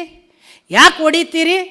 ನಮ್ಮನ್ನು ಕೂಡಿಸಬಹುದಾದ್ದು, ನಮ್ಮನ್ನು ಉದ್ಧರಿಸಬಹುದಾದ್ದು, ನಮ್ಮನ್ನು ಏಳಿಗೆ ಮಾಡಿಸಬಹುದಾದ ಏಕಮಾತ್ರ ಮಾರ್ಗ ಇದ್ದರೆ ಆರ್ಥಿಕ ಸಂಕಷ್ಟದಲ್ಲಿರುವ ಪ್ರತಿಯೊಬ್ಬರಿಗೂ ಸಹಾಯ ಮಾಡಲಿಕ್ಕೆ ಭುಜ ಕಟ್ಟಿ ನಿಲ್ಲಬೇಕು ಎಲ್ಲ ಸರ್ಕಾರ, ಎಲ್ಲ ರಾಜಕಾರಣಿಗಳು. ಮನೆ ಹಾಳು ಮಾಡೋಕ್ಕೆ ಜಾತಿ ಅಂತ ನಮ್ಮನ್ನು ಒಡೆಯೋದೇ ಅವ್ರ ಕೆಲಸ. ನಮ್ಮನ್ನು ಒಡಿತಾರೆ ಅಂತ ಗೊತ್ತಿಲ್ಲದೆ ರಾಜಕಾರಣಿಗಳು ಕೊಟ್ಟ ದುಡ್ಡಿಗೆ ಸ್ಟೇಜ್ ಹಾಕಿ ಅದರ ವಿರುದ್ಧ ಮಾತನಾಡುವ ಸಭೆಗಳನ್ನು ಮಾಡ್ತೇವಲ್ಲ, ಏನು ಪ್ರಾರಬ್ಧ ನಮಗೆ? ಇಷ್ಟು ಬೌದ್ಧಿಕ ದಾರಿದ್ರ್ಯ ಯಾಕೆ ಅಂತ ನಮಗಾರು ಗೊತ್ತಾಗಬೇಕಲ್ಲ. ಇವರು ನಮ್ಮನ್ನು ಒಡಿಲಿಕ್ಕೆ ಮಾಡ್ತಿದ್ದಾರೆ ನಮ್ಮ ಜನಾಂಗವನ್ನು. ನಾವು ಯುನೈಟೆಡ್ ಇದ್ದೇವೆ, ನಾವು ಗಟ್ಟಿ. ನಾನು ಭಾಳ ಓಪನ್ ಆಗಿ ಹೇಳ್ತೇನೆ, ವೀರಶೈವ ಲಿಂಗಾಯತರು ಇವತ್ತು ಪ್ರಬಲವಾದ ಒಂದು ಜನಾಂಗ. ಅವರಿಬ್ಬರು ರಾಜಕೀಯವನ್ನು ಡಿಸೈಡ್ ಮಾಡಬಹುದಾದಷ್ಟು ಪ್ರಬಲ ಜನಾಂಗ. ಅವರನ್ನು ಒಡೆದರೆ ರಾಜಕೀಯ ಇನ್ನೊಬ್ಬರ ಕೈವಶ ಆಗ್ತದೆ. ಅದು ಪ್ಲ್ಯಾನ್. ಗೊತ್ತಾಗದಷ್ಟು ಮೂರ್ಖರಿದ್ದೇವಲ್ಲ, ಯಾರೇನು ಮಾಡೋಕ್ಕಾಗತ್ತೆ?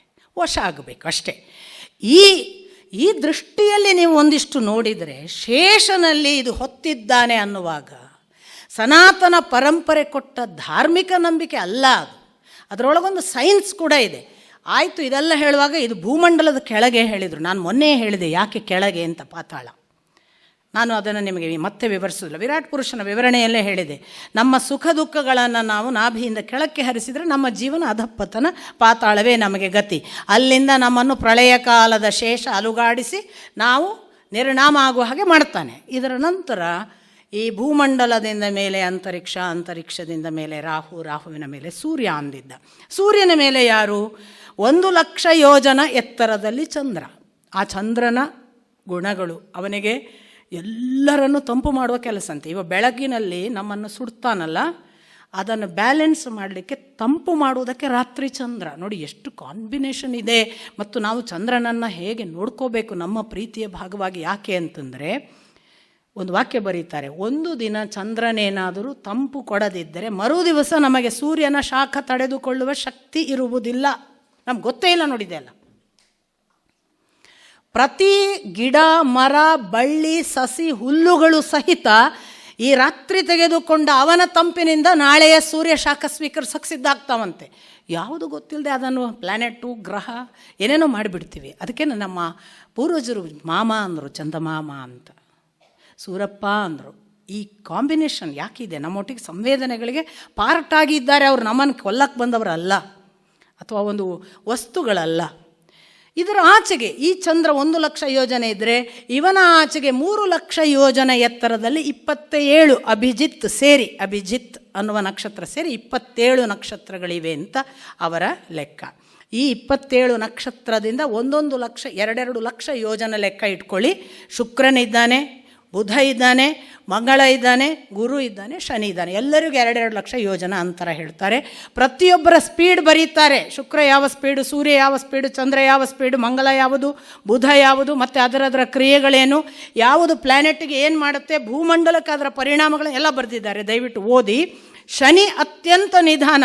ಒಂದು ರಾಶಿಯಲ್ಲಿ 30 ತಿಂಗಳು ಇರುವವನು, 1.5 ವರ್ಷ, ಆಲ್ಮೋಸ್ಟ್ 2.5 ವರ್ಷ ಒಂದು ರಾಶಿಗೆ ಹೋಗಲಿಕ್ಕೆ ಅವನಿಗೆ ಅವಧಿ. ಆದ್ದರಿಂದಲೇ ನೋಡಿ, ಸಂಸ್ಕೃತದಲ್ಲಿ ಶನಿ ಅತ್ಯಂತ ನಿಧಾನವಾಗಿ ಚಲಿಸುವ ಗ್ರಹ ತನ್ನ ಕಕ್ಷೆಯಲ್ಲಿ.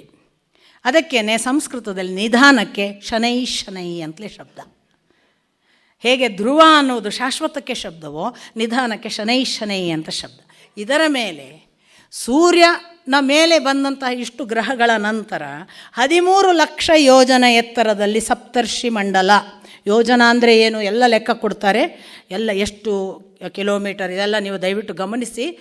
ಆ ಸಪ್ತರ್ಷಿ ಮಂಡಲದ ಇದು 13 ಲಕ್ಷ, ಆ ಸಪ್ತರ್ಷಿ ಇದು 11 ಲಕ್ಷ. ಯಾವುದು ನಮ್ಮ ಸಪ್ತರ್ಷಿ ಮಂಡಲ 11 ಲಕ್ಷದಿಂದ ಮೇಲೆ 13 ಲಕ್ಷ ಯೋಜನದಲ್ಲಿ ಧ್ರುವನ ಸ್ಥಾನ. ಅದು ಹರಿಯ ಪದಸ್ಥಾನ ಅಂದರೆ ಅದರ ಮೇಲೆ ಹರಿಯ ಲೋಕ ಅಂತ. ಇಷ್ಟಕ್ಕೆ ನಿಲ್ಲಿಸೋದಿಲ್ಲ. ಈ ಧ್ರುವನ ಸ್ಥಾನದಿಂದ 1 ಕೋಟಿ ಯೋಜನೆ ಎತ್ತರದಲ್ಲಿ ಮಹರ್ಲೋಕ. ಮತ್ತೊಂದು ಮಾತು ಹೇಳ್ತಾರೆ, ಸೂರ್ಯನಿಂದ ಧ್ರುವನವರೆಗೆ ಸ್ವರ್ಲೋಕ ಅಂದ. ಸ್ವರ್ಗ ಅಂತ ನಾವು ಪದೇ ಬಳಸ್ತೇವಲ್ಲ, ಅದು ನಾವು ಎಲ್ಲರೂ ಹೋಗಿ ಬರುವುದು ಅಪ್ ಟು ಧ್ರುವನವರೆಗೆ. ಸ್ವರ್ಗಲೋಕಕ್ಕೆ ಹೋಗಿ ಬರ್ತಾರ ಅಂತ ಕೇಳಬೇಡಿ. ಭಗವದ್ಗೀತೆಯಲ್ಲಿ ಕೃಷ್ಣನ ಓದಿ, ಯಾರೆಲ್ಲ ಎಲ್ಲೆಲ್ಲಿಗೆ ಹೋಗಿ ವಾಪಸ್ ಬರ್ತಾರೆ ಲೆಕ್ಕ ಕೊಡ್ತಾನೆ ಕೃಷ್ಣ. ಹೋದವನು ನನಗೆ ಗೊತ್ತಿಲ್ಲ, ಅವನು ಹೇಳಿದ್ದಾನೆ, ನಾನು ನಂಬ್ತೇನೆ. ಆಮೇಲೆ ಆ ಧ್ರುವನ ಲೋಕದಿಂದ 1 ಕೋಟಿ ಯೋಜನ ದೂರದಲ್ಲಿ ಮಹರ್ಲೋಕ, ಸ್ವರ್ಗಲೋಕದ ಮೇಲಿದ್ದು. ಅದರಿಂದ 2 ಕೋಟಿ ಯೋಜನ ಎತ್ತರದಲ್ಲಿ ಅದರ ಮುಂದಿನ ಜನೋಲೋಕ. ಅದರಿಂದ 8 ಕೋಟಿ ಯೋಜನೆ ಎತ್ತರ ದೂರದಲ್ಲಿ ಅವರ ಪ್ರಕಾರ ಸತ್ಯಲೋಕ.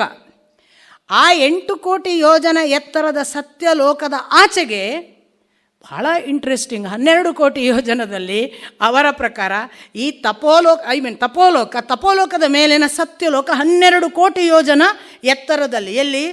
ಆ ತಪೋಲೋಕಕ್ಕಿಂತ 12 ಕೋಟಿ ಯೋಜನೆ ಎತ್ತರದಲ್ಲಿ ಕೊನೆಯ ಲೋಕ ಅವರ ಪ್ರಕಾರ. ಆಮೇಲೆ ಅದರ ಆಚೆಗೆ ಗಾಢಾಂಧಕಾರ, ಅಲ್ಲಿ ಕೇವಲ ನೀರು, ಅಲ್ಲಿಯೇ ಬ್ರಹ್ಮಾಂಡದ ಕಟಾಹ.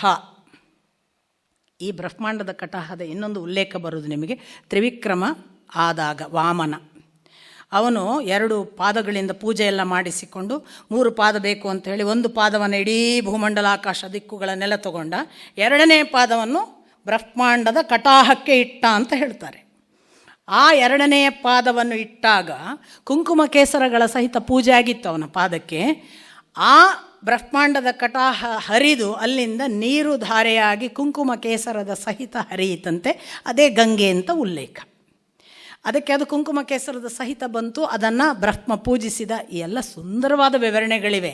ನಂಬುದು ಬಿಡುವುದು ಬೇರೆ ಸ್ವಾಮಿ, ಸೌಂದರ್ಯ ಅನುಭವಕ್ಕಾದರೂ ನೋಡಿ. ಇದು ಇಷ್ಟು ಬ್ರಹ್ಮಾಂಡದ ಲೆಕ್ಕಾಚಾರ ಕೊಟ್ಟು ನರಕಗಳನ್ನು ವಿವರಿಸ್ತಾರೆ. ನರಕಗಳನ್ನು ವಿವರಿಸಿ 21 ಥರದ ನರಕ ಹೇಳ್ತಾರೆ. ಅದೆಲ್ಲ ಇನ್ನೂ 7 ಇದೆ, 28 ಅಂತಾರೆ. ನಮ್ಮ ಅಪ್ಪ ಪ್ರಕೃತಿ ತತ್ವ 24, ಆ ಪ್ರಕಾರ 24 ನರಕಗಳು ಅಂತ ಒಂದು ಉದಾಹರಣೆಯನ್ನು ಕೊಡ್ತಾರೆ. ಅದಕ್ಕೆ ಉಲ್ಲೇಖಗಳನ್ನು ಮಾಡ್ತಾರೆ. ನರಕ ಎಷ್ಟಿದ್ರೇನು, ನರಕವೇ ಅಲ್ವಾ. ನಾನು ಬಹಳ ಬಾರಿ ಎಲ್ಲರಿಗೂ ಹೇಳೋದು, ನಾನು ನರಕ ಏನು ಅಂತ ಓದ್ಕೊಂಡಿದ್ದೀನಿ ನನ್ನ ಪಾಡಿಗೆ, ನನಗೆ ಬೇಕಾಗಿ. ನಾನು ನಿಮಗೆ ಹೇಳಲ್ಲ, ಯಾಕಂದ್ರೆ ನೀವೇ ನನಗೆ ನರಕ ಏನು ಅಂತ ಹೇಳ್ತೀರಿ. ಕೆಲವರಿಗೆ ಗೊತ್ತುಂಟು, ಸಾಕಷ್ಟು ಎಲ್ಲರಿಗೂ ಜೀವನ ಎಲ್ಲ ನರಕವೇ. ನಮ್ಗೆ ಗೊತ್ತೇ ಇಲ್ಲದೆ ಹೇಳಲ್ಲ ನನ್ನ ಜೀವನ ನರಕ ಆಗಿಬಿಟ್ಟಿದೆ ಅಂತ. ಯಾವ ನರಕಪ್ಪ? ಅವನು ಅನುಭವಿಸುವುದು. ಹಾಗಾಗಿ ಅಂಥದ್ದೊಂದು ನರಕ ಇದೆ, ವಾಟ್ ಎವರ್. ಆಮೇಲೆ ಇದೆಲ್ಲ ಆದಮೇಲೆ ಇನ್ನೊಂದು ಬಹಳ ಸುಂದರವಾದ, ಇಷ್ಟೆಲ್ಲ ನಿಂತಿದ್ದಾವಲ್ಲ, ಎಲ್ಲ ನಿಂತಿರೋದಿಲ್ಲ ಆಕಾಶದಲ್ಲಿ ತಾನೆ. ಈಗ ಭೂಮಿ ನಮಗೆ ನಾವು ಸ್ಥಿರ ಅಂತ ಅಂದ್ಕೊಂಡಿದ್ದೇವೆ, ಇದು ತೇಲ್ತಾ ಇದೆ. ಈಗ ದೂರದಿಂದ ಹೋಗಿ ನೋಡಿದ್ರೆ ಇದು ಒಂದು ತೇಲುವ ಗ್ರಹ, ಹೇಗೆ ನಿಂತಿದೆ ಅಂತ ಒಂದು ಪ್ರಶ್ನೆ.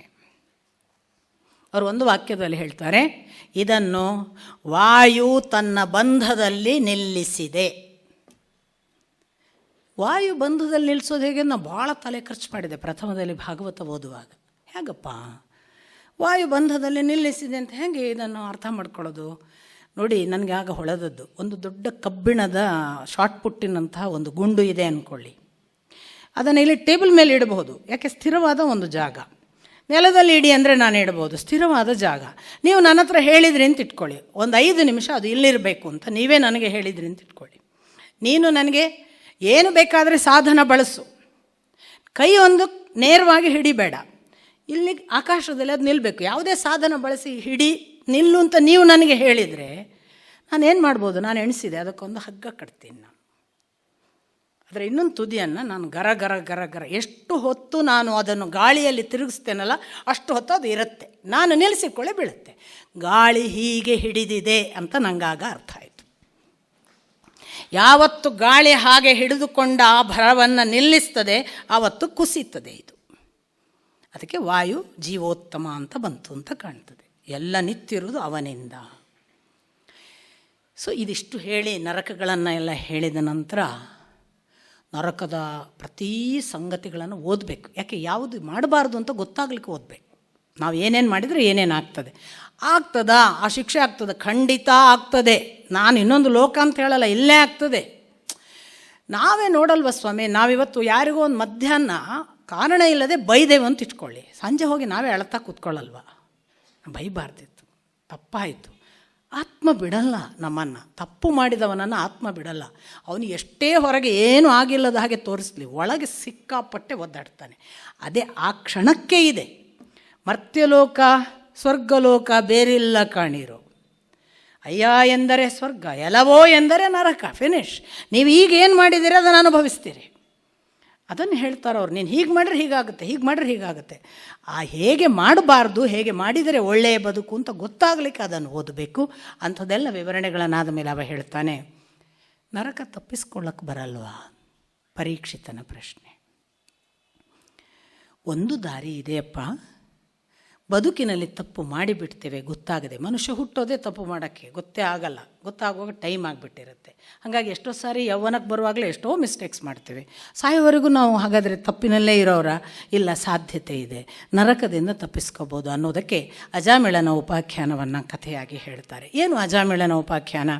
ಅಜಾಮಿಳ ನಿಮಗೆ ಗೊತ್ತು, ಒಬ್ಬ ಬ್ರಾಹ್ಮಣ ಮನೆತನದಲ್ಲಿ ಹುಟ್ಟಿ ಅವನ ಎಲ್ಲ ನಡೆನುಡಿ ಶಾಸ್ತ್ರೋಕ್ತವಾಗಿ ಅವನು ಪ್ರತಿಯೊಂದು ಪೂಜೆ ಪುಣ್ಯ ಪುನಸ್ಕಾರಗಳನ್ನು ಮಾಡ್ತಾ ಇದ್ದವನು. ತಂದೆಗೆ ಸದಾ ತನ್ನ ಆ ಕೈಂಕರ್ಯಗಳನ್ನು ಸಲ್ಲಿಸಿ ದೇವ ಕಾರ್ಯದಲ್ಲಿ ನೆರವಾಗುವವನು. ತಾನು ತನ್ನ ಅರಣ್ಯಕ್ಕೆ ಹೋಗಿ ದರ್ಬೆ, ಹೂವು, ಪುಷ್ಪ ಮತ್ತೊಂದು ಎಲ್ಲವನ್ನು ಪೂಜೆ ಸಲಕರಣೆಗಳನ್ನು ತರುವುದರಲ್ಲಿ ನಿರತನಾದವನು. ಅವನಿಗೆ ಒಂದು ದಿನ ಕಾಡಿನಲ್ಲಿ ಹೋಗುವವನು, ಮದುವೆ ಆದವನು, ಅವನಿಗೆ ಹೆಂಡತಿ ಇದ್ದಾಳೆ, ಸಭ್ಯ ಗೃಹಿಣಿ. ಅವನಿಗೆ ಒಂದು ದಿನ ಕಾಡಿಗೆ ಹೋಗುವಾಗ ಕಾಡಿನಲ್ಲಿ ಒಬ್ಬ ವೃಷಲ, ಕೆಟ್ಟವ, ಕೇಡಿಗ, ಒಬ್ಬ ವೇಶ್ಯೆಯ ಜೊತೆಗೆ ಇನ್ನಿಲ್ಲದಂತೆ ಸಾರ್ವಜನಿಕವಾಗಿ ಕಾಣಿಸುವಷ್ಟು ದೈಹಿಕ ಲೀಲೆಯಲ್ಲಿ ತೊಡಗಿರ್ತಾರೆ. ಇವ ಎಂದೂ ನೋಡದ ಚಿತ್ರ ಇವನ ಕಣ್ಮುಂದೆ ಕಾಣ್ತದೆ. ಅರೆಬೆತ್ತಲೆ ಬಟ್ಟೆಗಳಿಲ್ಲದೆ ಅವಳು ಇನ್ನೂ ಮೈ ಮರೆತು ಕುಣಿದಾಡುವ ಮತ್ತು ಅದನ್ನು ಅವನ ಜೊತೆಗೆ ಅವರು ಇಬ್ಬರು ರಮಿಸುವ ಎಲ್ಲ ಸಂಗತಿಗಳನ್ನು ನೋಡ್ತಿದ್ದ ಹಾಗೆ ಇವನಿಗೆ ಮನಸ್ಸು ಚಂಚಲವಾಗ್ತದೆ. ಇದುವರೆಗೆ ನಡೆದ ದಾರಿ ಮರೆತು ಹೋಗ್ತದೆ. ಆ ಹೆಣ್ಣು ಬೇಕು ಅನ್ನಿಸ್ತದೆ. ಆ ಹೆಣ್ಣಿಗಾಗಿ ಹಂಬಲಿಸಿ ಅವಳ ಬೆನ್ನು ಹತ್ತಿ ಅವಳನ್ನು ಪಡೆಯುವುದಕ್ಕೆ ಏನು ಬೇಕು ಅದನ್ನು ಮಾಡಿ ಅವಳನ್ನೇ ಮದುವೆ ಆಗುವವರೆಗೆ ಹೆಂಡತಿಯನ್ನು ಬಿಟ್ಟು, ತನ್ನ ಪೂರ್ವ ಸಂಸ್ಕಾರ ಬಿಟ್ಟು, ತಂದೆ ಮನೆ ಶಾಸ್ತ್ರ ಪೂಜೆ ಪುನಸ್ಕಾರ ಎಲ್ಲಗಳನ್ನು ಕಳಚಿಕೊಂಡು ತಾನು ನೇರವಾಗಿ ಅವಳ ಸಂಸಾರದಲ್ಲಿ ಮುಳುಗ್ತಾನೆ. ಅವನಿಗೆ ಮಕ್ಕಳಾಗ್ತಾರೆ. 10 ಮಕ್ಕಳಲ್ಲಿ ಕೊನೆಯ ಮಗನಿಗೆ ನಾರಾಯಣ ಅಂತ ಹೆಸರಿಟ್ಟಿರ್ತಾನೆ. ಒಂದು ಕಾಲ ಬರುತ್ತೆ, ಒಂದು ದಿನ ಅಜಾಮಿಳ 80 ಅವನು ಇನ್ನೇನು ಆ 80ರ ವಯಸ್ಸಿನ ಅವನಿಗೆ ಮಗ, ಕೊನೆಯ ಮಗ ಅಂದರೆ ಬಹಳ ಪ್ರೀತಿ, ಅವನನ್ನೇ ಹೇಳೋದು, ಅವನದ್ದೇ ಹೆಸರು, ಅವನನ್ನೇ ಕೊಂಡಾಡೋದು. ಅಂಥ ಹೊತ್ತಿನಲ್ಲಿ ಅವನಿಗೆ ಇದ್ದಕ್ಕಿದ್ದ ಹಾಗೆ ಕಣ್ಣ ಮುಂದೆ ದೇವದೂತರು ಕಾಣಿಸ್ತಾರೆ ಅಥವಾ ಯಮದೂತರು ಕಾಣಿಸ್ತಾರೆ. ಯಮದೂತರು ಕಾಣಿಸ್ತಾರ. ಗರುಡ ಪುರಾಣ ಹೇಳುತ್ತೆ, ನೀವು ಹೇಳ್ತಿರಲ್ಲ ಅನ್ಬೇಡಿ, ನನ್ನ ಅಮ್ಮನ ಜೊತೆಗೆ ನಾನು 1.5 ತಿಂಗಳು ಆಸ್ಪತ್ರೆಯಲ್ಲಿದ್ದೆ. ನನ್ನ ಅಮ್ಮ ಕೊನೆಗೆ ಇನ್ನೊಂದು 10-15 ದಿವಸ ಇರ್ತು ಅವಳು ಪ್ರಾಣ ಹೋಗೋದಕ್ಕೆ. ಅವಳು ಒಂದು ರಾತ್ರಿ ನನಗೆ ಮಧ್ಯರಾತ್ರಿ ಕರೆದ್ಲು, ವೀಣಾ ಎದ್ದು, ಅಮ್ಮ ಏನಮ್ಮ, ನೋಡು ಬೇಗ ನನ್ನನ್ನು ಇಲ್ಲಿಂದ ಕರ್ಕೊಂಡು ಹೋಗು. ಇಬ್ಬರು ಕಪ್ಪು ದಡಿಯರು ಬಂದು ನಿಂತಿದ್ದಾರೆ. ಅವರು ನೋಡು, ನೀನೇನಾದರೂ ನನ್ನನ್ನು ಈಗ ಮನೆಗೆ ಕರ್ಕೊಂಡು ಹೋಗೋದಿದ್ದರೆ ನಾನು ನಿನ್ನನ್ನು ಕರ್ಕೊಂಡು ಹೋಗ್ಲಿಕ್ಕೆ ಹೇಳ್ತೇನೆ, ಶಾಪ ಕೊಡ್ತೇನೆ. ಯಾಕಂದ್ರೆ ನಂಗೆ ಮನೆಗೆ ಹೋಗಬೇಕು, ನನಗೆ ರಾಯರ ಸನ್ನಿಧಿಯಲ್ಲಿ ಪ್ರಾಣ ಬಿಡಬೇಕು. ಅವರನ್ನು ನೀನು ತಡೀಬೇಡ, ನನಗೆ ಹೋಗಬೇಕು. ಆದರೆ ನೀನು ಇಲ್ಲಿ ಆಸ್ಪತ್ರೆಯಲ್ಲಿ ಇಟ್ಟರೆ ನನಗೆ ಹೋಗೋಕ್ಕಾಗಲ್ಲ, ಬೇಗ ನನ್ನನ್ನು ಕರ್ಕೊಂಡು ಹೋಗಿ ಮನೆಗೆ. ನನ್ನ ಅಮ್ಮನಿಗೆ ಏನು ಗರುಡ ಪುರಾಣ ಗೊತ್ತಿಲ್ಲ, ನಮ್ಮ ಅಪ್ಪನ ಭಾಷಣ ಕೇಳಿದವಳಲ್ಲ, ಅವಳು ವಿದ್ಯಾಭ್ಯಾಸ ಇಲ್ಲ. ಅವಳು ಬಹಳ ಒಬ್ಬ ಸೆನ್ಸಿಟಿವ್ ಆದ, ಪೂಜೆ ಪುನಸ್ಕಾರ ದೇವರು ಭಜನೆ ಮಾಡಿಕೊಂಡಿದ್ದ ತಾಯಿ. ಅವಳು ನನಗೆ ಹೇಳಿದ್ಲು, ಕಪ್ಪು ಇಬ್ಬರು ದಡಿಯ ಗಂಡಸರು ನಿಂತಿದ್ದಾರೆ, ಕರ್ಕೊಂಡು ಹೋಗ್ಲಿಕ್ಕೆ ಬಂದಿದ್ದಾರೆ ಅಂತ. ಅವಳಿಗೆ ಯಾರು ಹೇಳಿದರು? ಅಷ್ಟು ಹೇಳಿ ನಾನು ಇಮಿಡಿಯೇಟ್ ಮನೆಗೆ ಕರ್ಕೊಂಡೋದೆ. ಅವಳು ಹೋದ್ಲು ಕೂಡ. ಇದು ರಾಯರ ಸನ್ನಿಧಿಗೆ ಬಂದೇನೆ, ಇನ್ನು ಹೋಗಲಿಕ್ಕೆ ಸರಿಯಾದ ದಿನ ಬಂತು, ಚೆನ್ನಾಗಿದೆ ಅಂತೆಲ್ಲ ಹೇಳಿ ಹೋದ್ಲು. ಅಂದರೆ ಇವರು ಹೇಳ್ತಾರೆ, ಇವನಿಗೆ ಇಬ್ಬರು ಕಾಣಿಸಿದರು. ಕಾಣಿಸಿದ್ದು ಮಾತ್ರ ಅಲ್ಲ, ಇದ್ದಕ್ಕಿದ್ದ ಹಾಗೆ ಇವನು ಪೂರ್ತಿ ಮೂರ್ಛೆ ತಪ್ಪಿ ಬಿದ್ದ. ಅವನು ಹೇಳ್ಕೊಂಡು ಹೋದ್ರು ಅವರನ್ನು. ಈ ಮೂರ್ಛೆ ತಪ್ಪಿ ಬೀಳುವ ವೇಳೆಗೆ ನಾರಾಯಣ ಅಂದಿದ್ದ, ಮಗನನ್ನು ಕರೆದಿದ್ದು. ತಕ್ಷಣ ಯಮದೂತರ ಜಾಗದಲ್ಲಿ ಇಬ್ಬರು ಭಗವಂತನ ಪಾರ್ಷದರು ಬಂದು, ಬಿಡು ಬಿಡು, ಅವನು ನಮಗೆ ಸೇರಬೇಕಾದವನೊಂದು ಜಗಳ ಆಡ್ತಾರೆ. ಅರೇ, ನಮಗೆ ಯಮಧರ್ಮರಾಯ ಇವನನ್ನು ಕರ್ಕೊಂಬ, ಪಾಪಿಷ್ಠ ಅಂತ ಹೇಳಿ ಆಗಿದೆ, ನಮ್ಮ ಆದೇಶವನ್ನು ನಾವು ಪಾಲಿಸ್ತಾ ಇದ್ದೇವೆ, ನೀನು ಯಾಕೆ ಬಂದು ಮಧ್ಯೆ ಅಡ್ಡಿ ಮಾಡ್ತಿ? ನಿಮಗೆ ಧರ್ಮಶಾಸ್ತ್ರ ಗೊತ್ತಿಲ್ಲ ಕಾಣ್ತದೆ. ಅವನು ಹೊರಡುವ ವೇಳೆಗೆ ನಾರಾಯಣ ಅಂತ ಕೂಗಿದ್ದಾನೆ. ಭಗವಂತನನ್ನು ಕೂಗಿದವನು ಭಗವಂತನ ಹತ್ರ ಸೇರಬೇಕಾದದ್ದು, ಭಗವಂತ ಅವರನ್ನು ರಕ್ಷಿಸಬೇಕಾದದ್ದು ನಮ್ಮ ಧರ್ಮ. ಯಮಧರ್ಮರಾಯನ ಧರ್ಮ ಮುಗಿಯಿತು ಅವನು ಕೂಗಿಕೊಂಡಾಗ. ಹಾಗಾಗಿ ಅವ ಕರೆದಿದ್ದಾನೆ, ನಾವು ಬಂದಿದ್ದೇವೆ, ನೀವು ಬಿಟ್ಟು ಬಿಡಬೇಕು. ಅವರಿಬ್ಬರ ಮಧ್ಯೆ ಜಗಳ ಎಲ್ಲ ಆಗುತ್ತೆ. ಇಬ್ಬರು ಧರ್ಮಶಾಸ್ತ್ರದ ವಿವೇಚನೆ ಮಾಡ್ತಾರೆ. ಕಟ್ಟ ಕಡೆಗೆ ಯಮನೇ ಹೇಳ್ತಾನೆ, ಭಗವಂತನನ್ನು ಕೂಗಿದವರು ಭಗವಂತನಿಗೆ ಸಲ್ಲುವವರು, ನನಗಲ್ಲ, ಬಿಟ್ಟು ಬಿಡು ಅಂತ. ಇದು ಅಜಾಮಿಳನ ಬದುಕಿನಲ್ಲಿ ನಡೆದು ಅವನಿಗೆ ಮತ್ತೆ ಸ್ಮೃತಿ ಬರುತ್ತೆ. ನೋಡಿ, ಇದೊಂದು ಅನ್ಕಾನ್ಷಿಯಸ್ ಲೆವೆಲ್ನಲ್ಲಿ ಆದ ಯಾವುದೋ ಒಂದು ಘಟನೆ ಅಂದ್ಕೊಳ್ಳಿ. ಅವನಿಗೆ ಗೊತ್ತೇ ಇಲ್ಲದು ಇಷ್ಟು ನಡೆದು ಹೋಗುತ್ತೆ. ಅಷ್ಟು ಆದ ತಕ್ಷಣ ಅವನಿಗೆ ಪಕ್ಕನೆ ಪೂರ್ವಸ್ಮರಣೆ ಬರುತ್ತೆ. ನಾನು ದಾರಿ ತಪ್ಪಿದ್ದೇನೆ, ನಾನು ಎಷ್ಟೆಲ್ಲ ದೇವರ ದಾರಿಯಲ್ಲಿದ್ದವ, ನಾನು ಎಂಥ ಕೆಟ್ಟ ಕೆಲಸ ಮಾಡಿದೆ, ಈಗಲೂ ಸಮಯ ಮಿಂಚಿಲ್ಲ ಅಂತ ಹೇಳಿ ಅವನು ಒಂದೇ ಸಮನೆ ಹರಿದ್ವಾರಕ್ಕೆ ಹೋಗಿ ಸಂಸಾರ ತ್ಯಾಗ ಮಾಡಿ ನಿರಂತರ ಯೋಗ ಸಾಧನೆಯ ಮೂಲಕ ಭಗವಂತನ ಧ್ಯಾನಕ್ಕೆ ತನ್ನ ಜೀವನವನ್ನು ಮುಡಿಪಿಟ್ಟು ಎಷ್ಟೋ ವರ್ಷದ ಕಾಲ ತನ್ನ ತಪಸ್ಸಿನ ಮುಖಾಂತರ ಭಗವಂತನನ್ನು ಸೇರ್ತಾನೆ ಅನ್ನುವುದು ಅಜಾಮಿಳನ ಕಥೆ. ಎರಡು ಸಂಗತಿಗಳು, ಒಂದು ವಯಸ್ಸಾಯಿತು ನಮಗೆಲ್ಲಿ ಆಗುತ್ತೆ ಅಂತ ಹೇಳುವ ಹಾಗೆಲ್ಲ 80ರ ಮೇಲೆ ಅಜಾಮಿಳನಿಗೆ ಸಾಧ್ಯವಾಗಿದೆ. ಎರಡನೇದು, ಎಲ್ಲ ತಪ್ಪು ಮಾಡಿದ್ರಾಯಿತು, ಲಾಸ್ಟಿಗೆ ನಾರಾಯಣ ಹೇಳಿದರೆ ಪ್ರಾಪ್ತಿಯಾಗ, ಅದಲ್ಲ, ಅದನ್ನು ಹೇಳಿದ್ದಲ್ಲ. ಯಾಕೆಂದರೆ ಅದರ ಮುಕ್ತಾಯದಲ್ಲಿ ಅವರು ಹೇಳುತ್ತಿದ್ದಾರೆ, ಅವನು ಹರಿದ್ವಾರಕ್ಕೆ ಹೋದ, ಯೋಗ ಮಾರ್ಗದ ಸಕಲ ಸಂಗತಿಗಳನ್ನು ಪಾಲಿಸಿದ, ಎಷ್ಟೋ ವರ್ಷಗಳ ಕಾಲ ತಪಸ್ಸು ಮಾಡಿದ, ಅಷ್ಟೂ ಪಾಪ ನಿವೃತ್ತಿ ಆಗುವವರೆಗೆ ಅವನು ತಪಸ್ಸನ್ನು ಮಾಡಿ ಮಾಡಿ ಮಾಡಿ ಮಾಡಿ ಕೊನೆಗೆ ಅವನು ಮೋಕ್ಷ ಪಡೆದ ಅಂತ ಇದೆ. ಅದರಿಂದ ಬಹಳ ಸರಳ ಆಯಿತು, ನಾವು ಬೇಕಾಷ್ಟು ತಪ್ಪು ಮಾಡೋಣ, ನಮ್ಮ ಮಗನಿಗೆ ಒಂದು ದೇವರ ಹೆಸರಿಟ್ಬಿಡೋಣ, ಅವನನ್ನು ಕರೆಯೋಣ ಅಂತ ತಿಳ್ಕೊಂಡು. ಹಾಗಾಗಿ ಕರೆಯುವುದು ಕೂಡ ಕರೆಯುವ ಹಾಗೆ ಕರಿಬೇಕು ಅನ್ನೋ ಒಂದು ವಿಚಾರ ಕೂಡ ಇದೆ. ಕೇವಲ ಮಗ ಅಂತ ಕರೆದಿರಲಿಕ್ಕಿಲ್ಲ. ಅವನಿಗೆ ಪೂರ್ವಸ್ಮರಣೆ ಎಲ್ಲ ಬರಬೇಕಾದ್ರೆ ಅವನಿಗೆ ಒಂದು ಒಳಗಿಂದ ದೇವರನ್ನೇ ನೆನಪು ಮಾಡಿಟ್ಕೊಂಡಿರ್ಬೋದು. ಯಾಕೆಂದರೆ ರಾಮಕೃಷ್ಣ ಪರಮಹಂಸರ ಒಂದು ಕಥೆ ಇದೆ. ಒಬ್ಬ ವ್ಯಾಪಾರಿ ತಾನು ಚೆನ್ನಾಗಿ ವ್ಯಾಪಾರ ಮಾಡ್ತಿದ್ದ, ಲಾಭ 50 ರೂಪಾಯಿ ದಿನಕ್ಕೆ ತಗೊಳ್ತಿದ್ದ. ಅವ್ರ ಮಗ 500 ರೂಪಾಯಿ ಗಳಿಸುವಷ್ಟು ರೆಡಿ ಮಾಡಿದ ಮಗನನ್ನು. ಖುಷಿಯಾಯಿತು, ಮಗ ಒಳ್ಳೆ ವ್ಯಾಪಾರಿ ಆಗಿದೆ ನನ್ನ ಹಾಗೆ ಅಂತ. ಸುರೇಶ ಅಂತ ಅವನ ಹೆಸರು. ಬರ್ತಾ ವಯಸ್ಸಾಯಿತು, ಅಂಗಡಿಗೆ ಹೋಗೋದು ಇವನು ನಿಲ್ಲಿಸಿದ, ಇವನು ಮನೆಯಲ್ಲೇ ಉಳಿಯೋಕ್ಕೆ ಶುರು ಮಾಡಿದ. ಅವನು ಹೇಳಿದ ಮಗನಿಗೆ, ಇನ್ನು ಸುರೇಶ ನೀನು ಒಬ್ಬನೇ ಆಗ್ತಿ, ನಿನಗೊಬ್ಬ ರಾಮ ಅನ್ನುವ ಅಸಿಸ್ಟೆಂಟನ್ನು ನಾನು ಇದ್ದೇನೆ, ಇಬ್ಬರೊಟ್ಟಿಗೆ ಇರಿ. ರಾಮ ಮತ್ತು ಸುರೇಶ ಒಟ್ಟಿಗೆ ಇರ್ತಿದ್ರು. ಇವ ನಿತ್ಯ ಮಗ ಬರುವುದೇ ಕಾಯುದು, ಇವತ್ತೆಷ್ಟು ಲಾಭ ಅಂತ. ಯಾಕೆ ಲೆಕ್ಕದವ, ದಿನ 500 ಇದ್ದದ್ದು 600, ಖುಷಿ ಆಗುತ್ತೆ ಇವನಿಗೆ. ಸುರೇಶ ದಿನ ಲಾಭದ ಕಡೆಗೆ ಇದ್ದಾನೆ, ರಾಮ ಅದಕ್ಕೆ ಸಹಾಯ ಮಾಡ್ತಿದ್ದಾನೆ. ಒಂದು ದಿನ ಇವನದ್ದು ಕಡೆಯ ಗಳಿಗೆ, ಈ ವ್ಯಾಪಾರಿದ್ದು ಇನ್ನೇನು ಉಸಿರು ಹೋಗ್ಲಿಕ್ಕಾಗಿದೆ, ಸ್ವಲ್ಪವೇ ಹೊತ್ತು ಇದೆ, ಗೊತ್ತಾಗುತ್ತೆ ಮನೆಯವರಿಗೆ. ಅವನು ಹೇಳ್ತಾನೆ, ನನಗೆ ಮಗನನ್ನು ಕಾಣಬೇಕು ಅಂತ ಅಪೇಕ್ಷೆ ಇದೆ ಅನ್ನುವ ಹಾಗೆ ಸನ್ನೆ ಎಲ್ಲ ಮಾಡ್ತಾನೆ. ತಕ್ಷಣವೇ ಸುರೇಶ ಬರ್ತಾನೆ. ಇವನಿಗೆ ಪರವಾಗಿಲ್ಲ, ಸುರೇಶ ಬಂದಲ್ಲ ಅಂತ ಒಂದು ಕಡೆಗೆ ಸಮಾಧಾನ. ಅಷ್ಟರಲ್ಲಿ ಅವನ ಬೆನ್ನಿಗೆ ರಾಮ ಬರ್ತಾನೆ. ಅಯ್ಯೋ ರಾಮ ಅಂದ ಇವ. ಅಯ್ಯೋ ರಾಮ ಅಂದದ, ಅಯ್ಯೋ ಅಂಗಡಿಯಲ್ಲಿ ಯಾರಿಲ್ವಾ ಅಂತ. ಇದು ರಾಮಕೃಷ್ಣ ಪರಮಹಂಸರ ಕಥೆ, ನನ್ನದಲ್ಲ ಸ್ವಾಮಿ. ಕೂಗಿಕೊಂಡದ್ದು ಅಂಗಡಿಯಲ್ಲಿ ಯಾರಿಲ್ವ, ರಾಮಸ ಬಂದದ್ದ ಅಂತ ಪೂರ್ತಿ ಹೇಳಲಿಲ್ಲ, ಸತ್ತ. ರಾಮ ಅಂತ ಹೇಳಿದಾನೆ ಅಂತ ಅವನಿಗೇನಾದರೂ ಮೋಕ್ಷ ಆಗ್ತದೆ? ಇಲ್ಲ ಅಂತಾರೆ ರಾಮಕೃಷ್ಣ ಪರಮಹಂಸರು. ಹಾಗಾಗಿ ಇದು ತುಂಬ ಭಾವಕ್ಕೆ ಸಂಬಂಧಪಟ್ಟದ್ದು. ಭಾವದಿಂದ ಕರೆಯುವಾಗ ನಿಜವಾಗಿ ಭಗವಂತನನ್ನು ನೆನೆದು ಕರೆದರೆ ಮಾತ್ರ ಪರಿಣಾಮ. ಅಂಥದ್ದೊಂದು ಭಾವ ಅಜಾಮಿಳನಿಗಿತ್ತು. ಅವನ ಪಾಪ ಪ್ರಾಯಶ್ಚಿತ್ತವಾಯಿತು, ಮುಟ್ಟಬೇಕಾದದ್ದನ್ನು ಮುಟ್ಟಿದ ಅನ್ನುವುದು ಅಜಾಮಿಳನ ಕತೆ. ಮುಂದೆ ನಾಳೆ ದಿನ ನೋಡೋಣ. ಬಹಳ ಸುದೀರ್ಘವಿದೆ ನನ್ನ ನಡೆ. ನೀವು ನನ್ನ ಜೊತೆಗಿದ್ದೀರಿ ಅನ್ನೋ ನಂಬಿಕೆಯ ಜೊತೆಗೆ ನಮಸ್ಕಾರ.